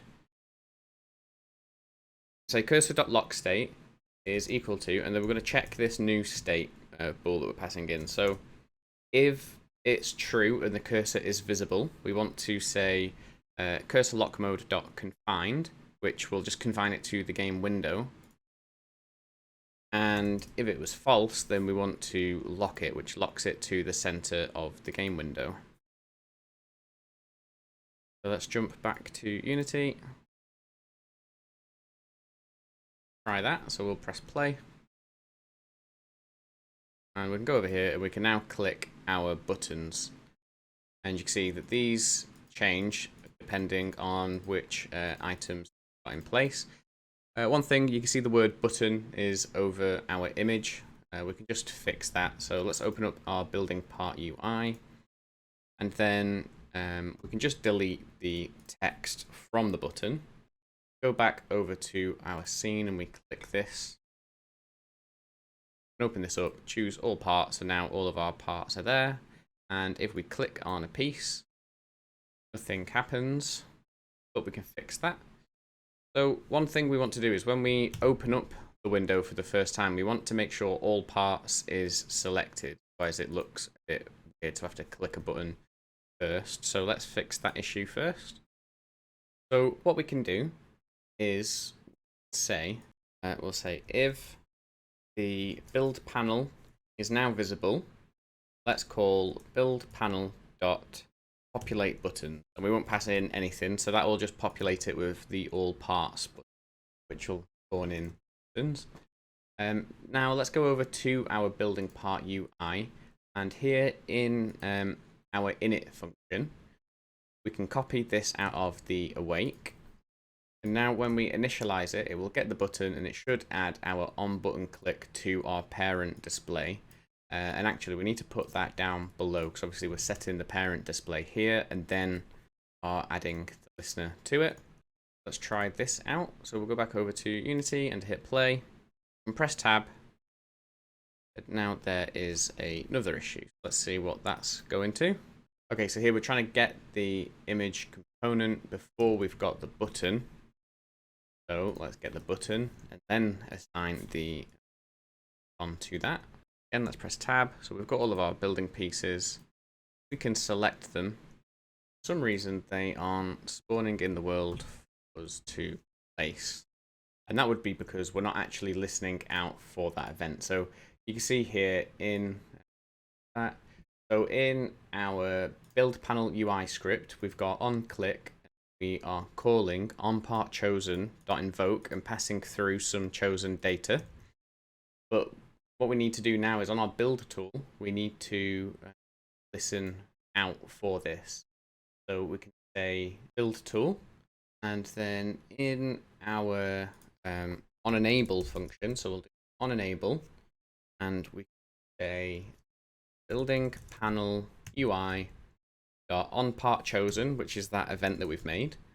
Then we can subscribe our chosePart method here to that. And then if we just copy and paste this, we'll change it to on disable, and we can unsubscribe from that event. We'll go back to Unity and let that recompile. Hit play. So we're here, we press tab to open up our menu. You can see we're still moving around in the background. That's fine. We choose a building piece, press tab to come out of our menu, and we can now place that down in the world. You can see that if we rotate that to be at this like 45-degree angle, place one down. Let's go back into the menu and see if this works. So we can press to get a square building. And we've now got that in the world, and you can see that it's remembered the last rotation, so that's where that comes to play. And we can snap that down into the world. One thing now is we don't have a way to clear our selected object. We'd want to be able to press, say, escape and clear the object, which I will implement in just a second. But you can see we can go in here into our buildings. We can now enter them. So let's just do that little bit of cleanup. So on our build tool in update, let's check for the escape key. So if we have a spawned building and keyboard.current.escape key was pressed this frame, let's make a method called delete object preview. I'm going to make this method, it's going to be private void. And we just want to, we can copy and paste this bit of code here. Well, actually, we can cut and paste it from our chosePart method. So we can cut that, paste it down here in delete object preview. And then let's call delete object preview here, where we've just copied and pasted that code from. And now when we press the escape key in our update function, back here we are deleting our object preview. So again, hopefully for the last time, let's jump back over to Unity and hit play. So we can press tab, we've got all of our parts here. We can just go for our corridor pieces and click for this corridor piece. We can place it down into the world, and if we decide, oh actually no, we don't want to place that, we want to do something else, we can press escape. That gets deleted from the world. We can tab and we can actually put down this room that we wanted to. Place that down in the world, press escape, and then we think, oh wait, no, actually what we prefer is we want to delete that from the world. We can press Q. Okay, so I've been having a bit of a bug. There was two things. So in our building .cs file, in the update material function, we can just put a renderer equals null check here, and we can just return. So if we haven't found the renderer, let's just return. It's better than filling up the log with errors. And the other issue seems to come from, you can see that if I choose to place down a part, place it out there, get rid of it, press escape, we can now see that if we click this, the layer becomes set, and for some reason a lot of these parts don't have their layer set. And I think this has come from the fact that I copied and pasted these into my project. You probably might not have this issue, but if I select all of our assets, and I'm just going to choose the building layer, and we'll click yes, change the children as well. That should hopefully fix up the issue that I was having. So if I press tab again, go for this long building and place it down into the world, swap over to delete mode, and there you go. You can see that that's working intended. So again, you probably wouldn't have had that as long as all of your layers were set correctly. But again, because I imported them from my other test project, that was causing a little bit of an issue. So you can see that now we can delete objects from the world. We can come back over here and we can place some corridors down, escape, and then, you know, we can run over here and we can jump inside, look out from our new base. But sadly, when we stop playing, they disappear from the world and there's no way to bring them back. So you lose kind of all of your hard work. So that's why in the next video, we are going to work on saving and loading our created bases so we can bring them back into the world. So that's going to be the next video. That video will probably be the last video in this series unless any other extra stuff comes up that people seem to want to see. That video is already up now over on patreon.com/danposs if you want to get it, and you can also get all of the project files for this series so far over there as well. But in the meantime, thanks for watching, and I will see you in the next one. Bye. I'd just like to take a minute to thank my amazing patrons, without whom I would not be able to do these kind of long form sort of series. In the 10,000 XP tier, we have John Smart and Trey Briggs, and all of the wonderful 4,000 XP tier members are on screen now. Thanks again for your support. Hello and welcome to the 6th and currently final part of the build system tutorial series. In this video, we're going to be working on being able to save and load our beautiful bases that we're making. As a prerequisite to this video, I would highly recommend watching this video on screen now, which I'll link in the description below and in a card up at the top. I'm going to be retreading some of the stuff that I cover in that video, so I'm not going to spend a huge amount of time on a kind of how to save data out of Unity, because I cover that in that video. What I will be doing is using the stuff that we learn in that video to custom tailor it to our specific version of a save system that we need for our project. So with that said, let's just jump straight into doing this. So I'm going to go over to our test sort of scene here. I'm going to collapse these down. I'm going to right click, create a new empty, and I'm going to call this our base manager, and drag this up to the top and put our base manager up at the top. and I'm going to come out of debug mode, normal mode, and I'm just going to zero this out. And then I'm going to come over to the script folder, our build system scripts, and I'm going to right click, create a new C# script, and we'll call this our base manager. I'm going to drag this onto our empty. We have to let that reload file, and then we can drag this on over to our empty. So we've got our base manager script here, and let's open that up. Our E. So what we're going to do here is we want a method called private void load base. This is going to take in a class which we're going to make in a second called save data, and then we are going to do some stuff with that class. So let's go back to Unity and make the scripts that we need for our save load system. And I'm going to put these in a new folder called save load. We'll open this up. Okay, so the first thing I'm going to do is I'm going to right click, create a new script. We're going to call this just save load. Open it. So again, this is going to be not a mono behavior. This is just going to be a public static class called save load. And we don't need this stuff here. So again, this is what we've already created in that video, which I mentioned at the start. So I'm just going to type this up as we go. I'd highly recommend watching that video. But the first thing we need is a Unity public static Unity action called on save game. And to use this Unity action, we need to be using Unity engine.events up here at the top. We've got on save game, and then we are going to have another action called public static Unity action. This is going to take in our save data class, which we get to make again. And we can do on load game. So let's just go back to our project and let's create that save data script we've now used in a couple of places. And that should solve those compilation issues. We'll go back over to our script. So we've got our save data class. And then I'm going to have a public static string called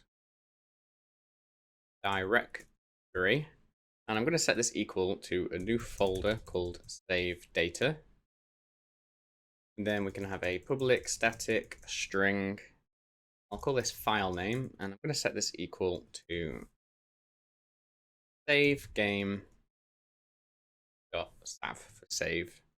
Okay, so first thing we want to do is to have a. Okay, so next we need a method which we can call to actually save the game. So let's make a public static save function, which is going to take in a piece of save data, which we call data. So public static void, and I'm just going to call that save, not save data, just so we don't get confused as to what we're talking about. So in our save game function, we can call our on save game event if anyone's listening, just in case we want to do anything with that. We might want to pause the player while the game saves, or show a screen or something like that. So we can just put that there. We won't be using it for our purposes, but that's there if you do want to use it for your project. And then we can make a string, which we're going to call directory, which is equal to application.persistent data path plus our directory. Then we can check if the directory, which is in system.io, so you'll need to be using system.io. We can check whether that directory exists, and if it doesn't, let's just make it. So directory.create directory, and again, in our directory. So this is going to be in our app data folder on Windows, and then it's going to add this directory onto it. If it doesn't exist, it'll create it. And if it does exist, then it's already there. We don't need to do anything with that. Now we're going to make a new string, which we can just call JSON. And this is going to use the JSON utility. and we can call the toJSON function, pass in our data, which is our save data, and we can pass in true for pretty print, which just organizes the JSON file a bit nicer. It formats it nicely so you can read it. Then we can call file.write all text, pass in for the path our directory plus our file name. And for the contents, we can pass in JSON string. And then I'm going to just debug.log just so we can see this saving game. So let's now go over to this save data method. Let's go over now to this save data class. See here. So this is just a data class. It doesn't need to inherit from mono behavior. Doesn't need starter update. And can mark this as system.serializable. So this means that we can write this data out to a file. We don't need these statements here. So here, we're just going to have a public list, which actually we will need to reference system.collections.generic. So we're going to have a public list of building save data, which again is a class that we're going to make. We're just going to call this our building save data. And we want to make a constructor for this. So public save data. And we're going to set building save data equal to a new list of building data. Okay, so now let's go over to our building script, building.cs. So in here, outside of our class, so below very last curly brace, we're going to make a new class. Again, is going to be system.serializable. It's going to be a public class called building save. And in here, we're going to have a string, so public string for our building name, a public building data, our assigned data, a public vector 3 for our position, and a public quaternion for our rotation.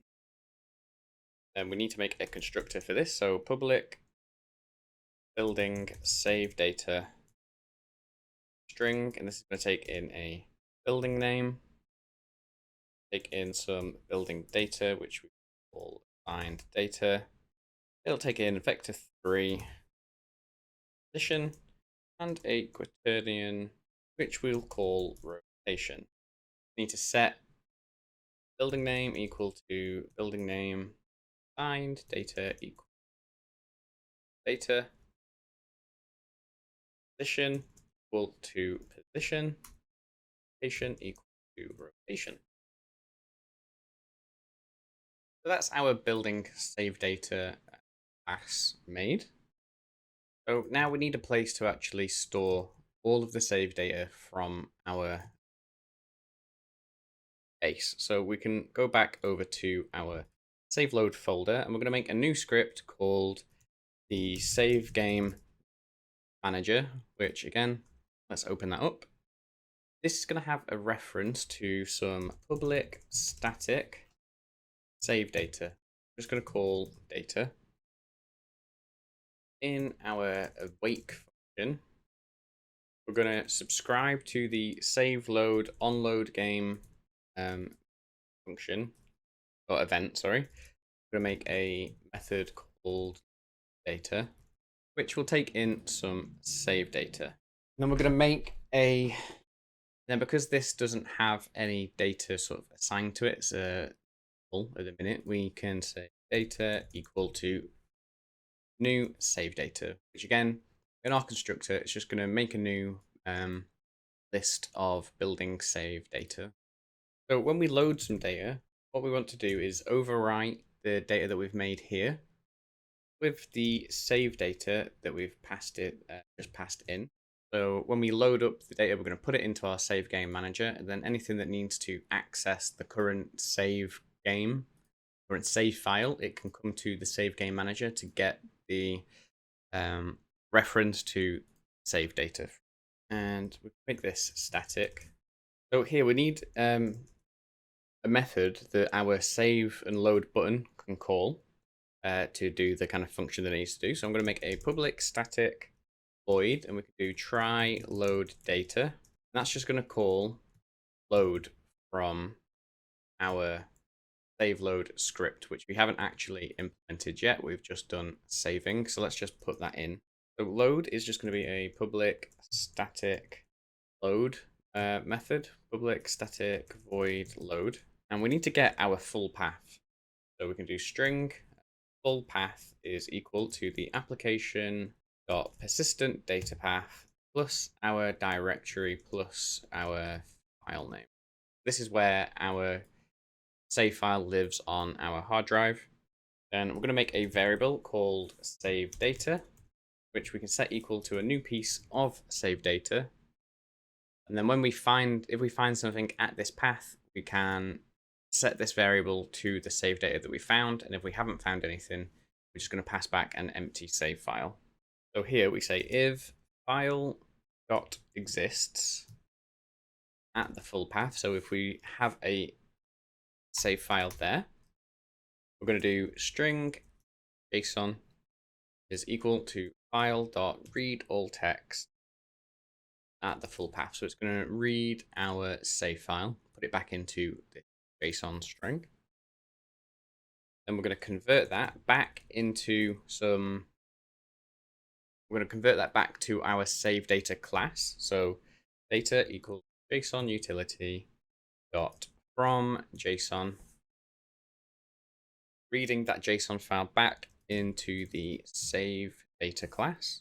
So if we find a save file at our full path, we're going to read that save file and then convert it back into a sort of save game file piece of save data. And we can call on load game poke, and we can pack back in that data. I'm just going to put an else, and then we can debug.log that the save file does. So back over to our save game manager, we can now make a button that tries to load the data, and all that does is call our load function over on save load. If that exists, this onload game event will be called, which we subscribe to here. So load data will be called, and then we copy our save data into this data variable. We also want to call on destroy and copy and paste this down here. And then we can just do minus equal to unsubscribe. And similarly, we need a save data method. We need a method to be able to save our game. Do private void, private static void save data. This is going to make a copy of our save data. Then we're going to call save load.save, sync in our save data, and we can debug.log that. So let's go back over to Unity and see where we are with this. So let's go to our canvas, and to the canvas, I'm going to add our save game manager. Got that here, save game manager.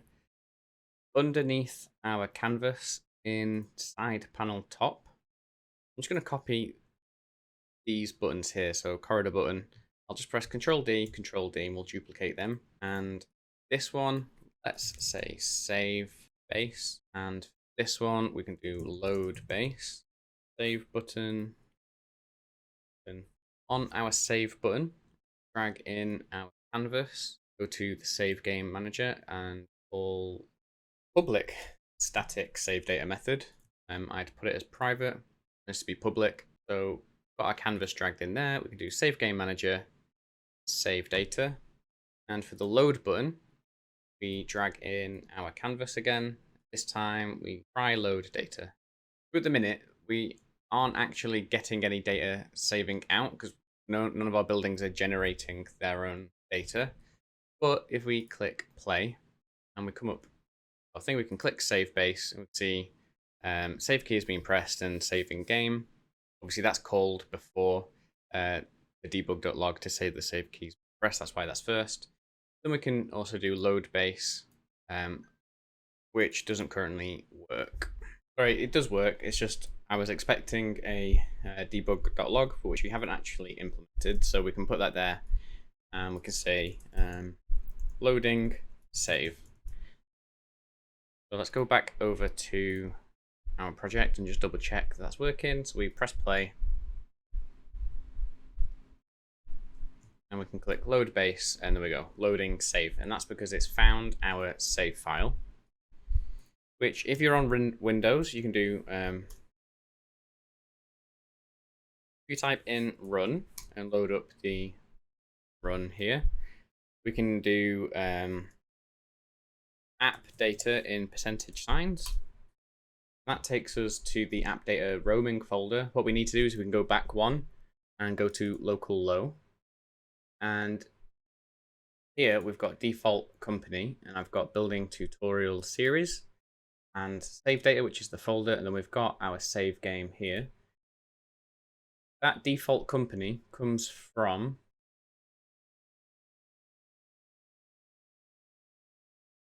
here where it says company name and product name. That's where default company build tutorial series came from here.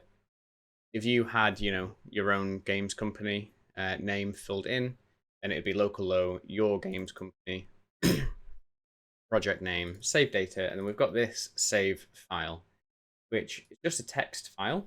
So we can open this with, Notepad, for example.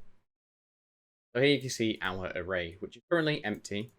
So that's what we're going to work on now. So let's get that filled with some actual pieces of data.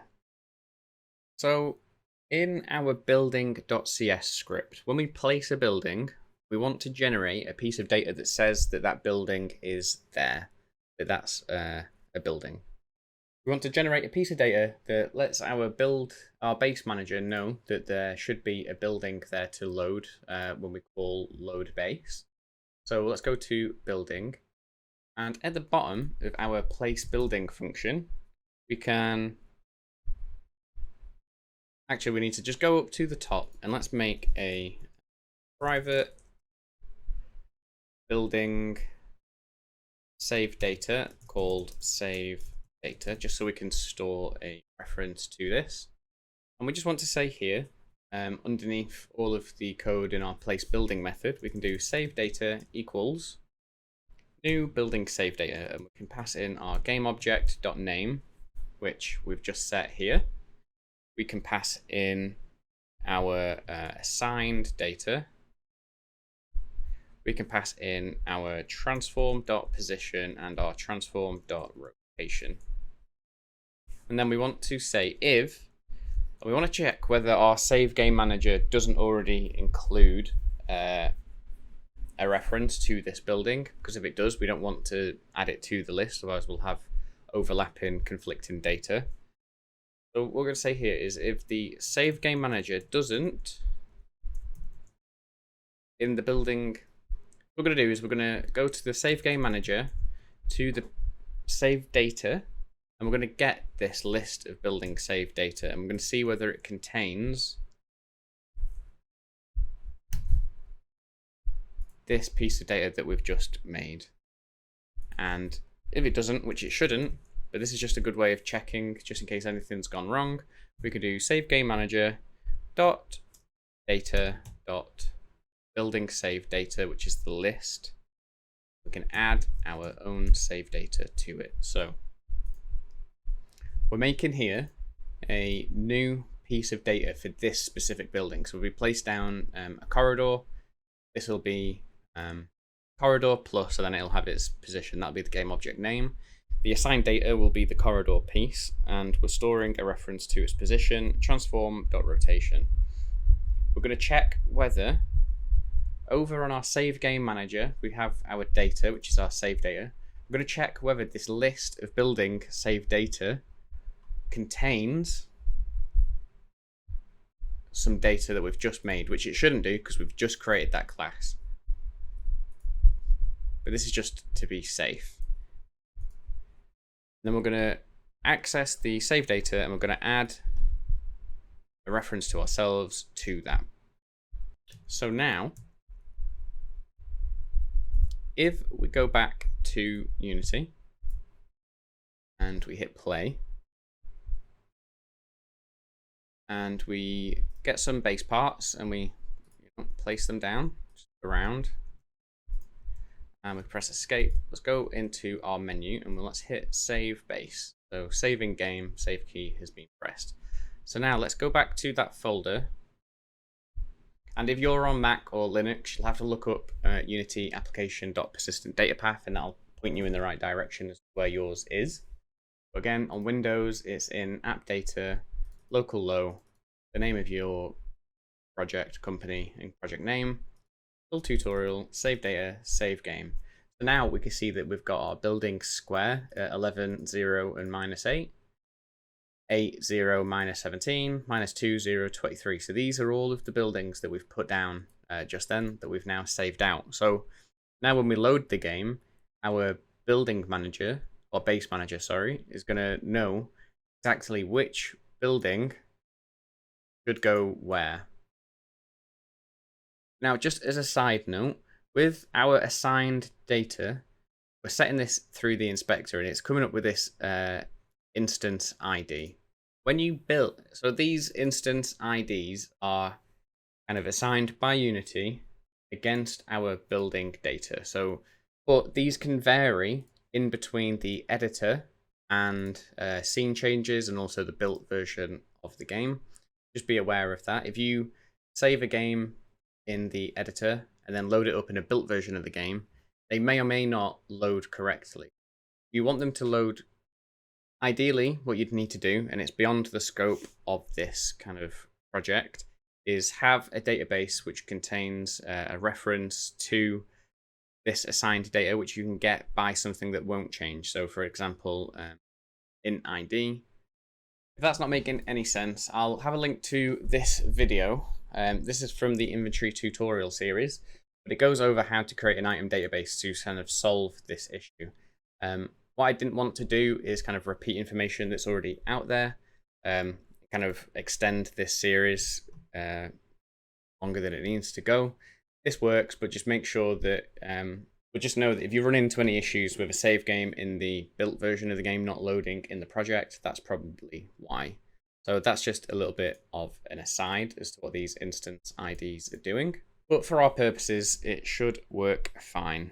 So if anyone does really struggle with that, let me know and I can make it I can do a follow-up video to explain specifically how we could do it for our project. But watching the video that I've just shown on screen and that's in the description, you should be able to figure it out. You should be able to kind of work that out and do it yourself, which is always a great feeling, I think. But for now, let's just jump back over into our base manager script.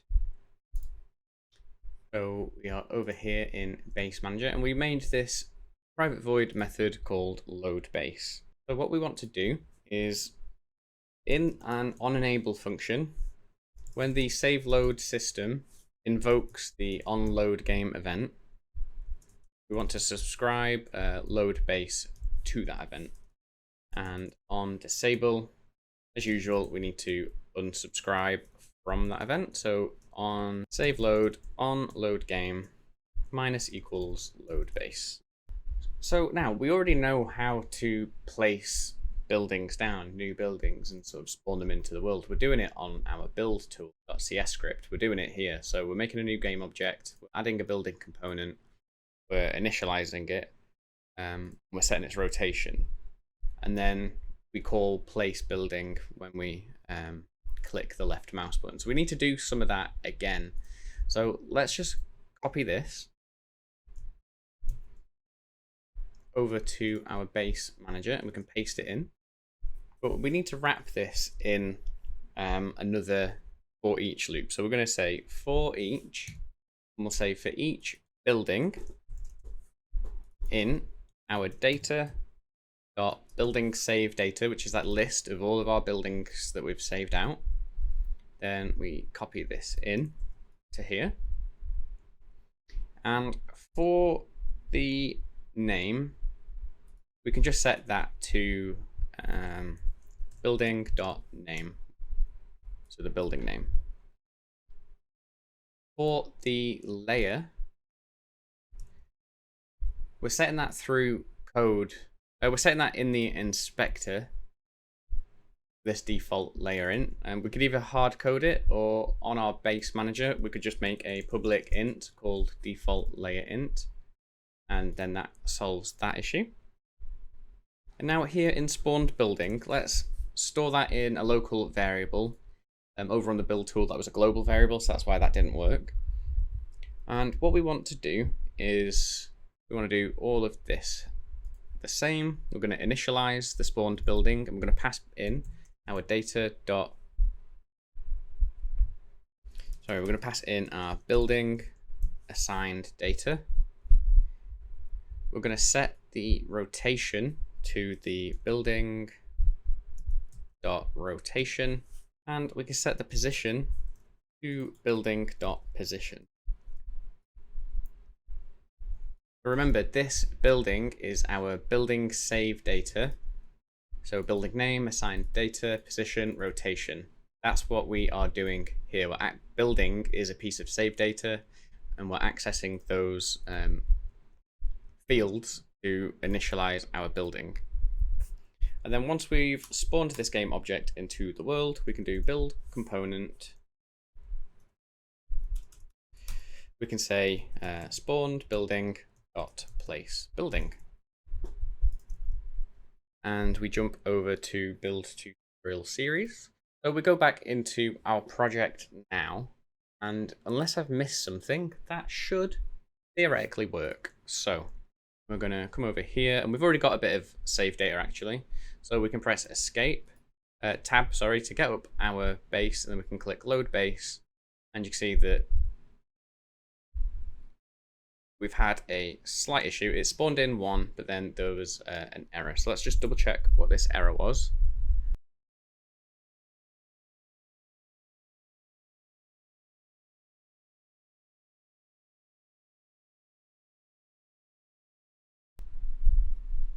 Okay, so I'm not sure why that wasn't working.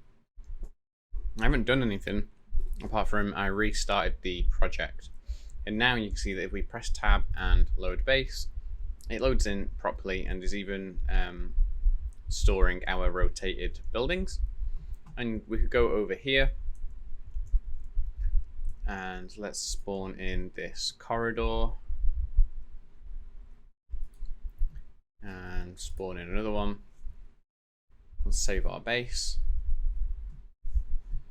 exit, replay, hit load, and our base is loaded, including the 2 new pieces that we put down there.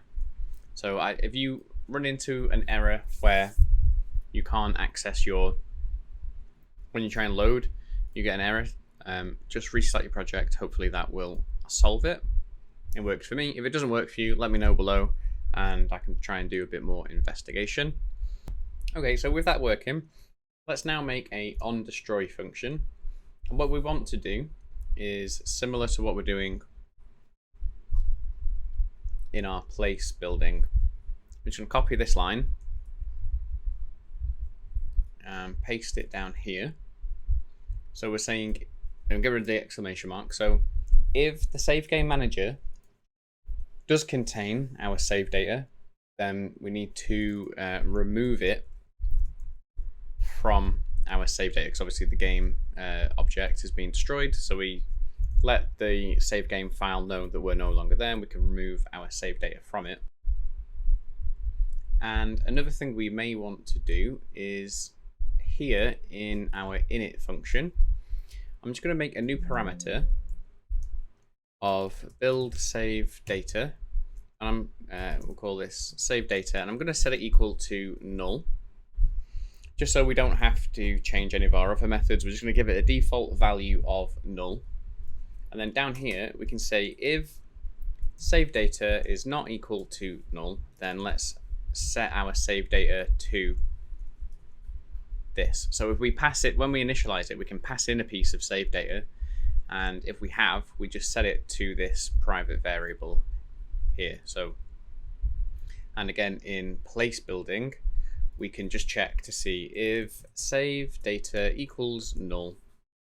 Then let's make a new piece of save data, and we're also going to check if it's contained here. Then we can, if it's not contained in our save game, we can add it to our save game. So again, let's go back over to Unity and hit play.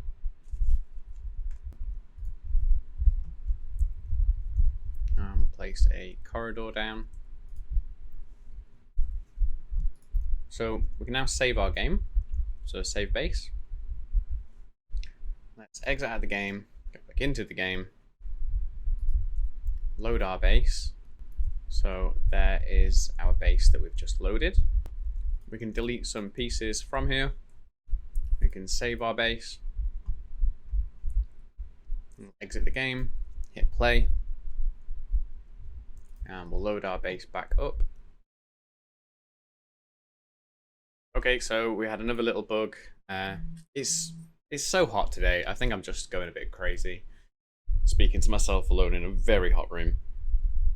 In our base manager, when we load our base, I forgot that, we are calling initialize here. We added this building save data. We just need to pass in the data back into that. So we're calling initialize, passing in our assigned scriptable object data to say which building it is, and then also we are passing in the save data associated with that. So if we now go back over to the game, we can see that we can get a long room, for example. Let's rotate it and place it there. We'll get a square room, place it down here. But maybe we'll do a bit of a corridor with rooms here like this, and we'll hit save, close the game, load the game, load base. So we've got our buildings here that we've just spawned in. Now let's delete those two and save our base. Go out of play mode, go back into play mode. We can load our base, and you see that the two that we've deleted have gone. We've still got our other one here, and then we could add in the observatory building piece over here. Save, quit, go back in, load our base, and we've got the observatory piece and our square piece. So that is everything. That's all working now. There was a few bugs towards the end that were driving me crazy, but one was a restart, and then we did a little bit more coding, and then it seems to be working now. If you do have any issues with that, make sure to join the Discord server, which is linked in the description below. Let me know there. You can let me know in the comments here, but it's easier to help you over on Discord. As always, the project files for this are available over on patreon.com/danposs if you do want to dig into the code and compare my code to your code. Thanks for coming along with me on this little build tutorial series. I hope it was useful. I hope you learned a lot. Let me know what you want to see next on this channel in terms of tutorials. But for now, thanks for watching, and I'll catch you in the next one, whatever that may be. Bye. I'd just like to take a minute to thank my amazing patrons, without whom I would not be able to do these kind of long form sort of series. In the 10,000 XP tier, we have John Smart and Trey Briggs, and all of the wonderful 4,000 XP tier members are on screen now. Thanks again for your support.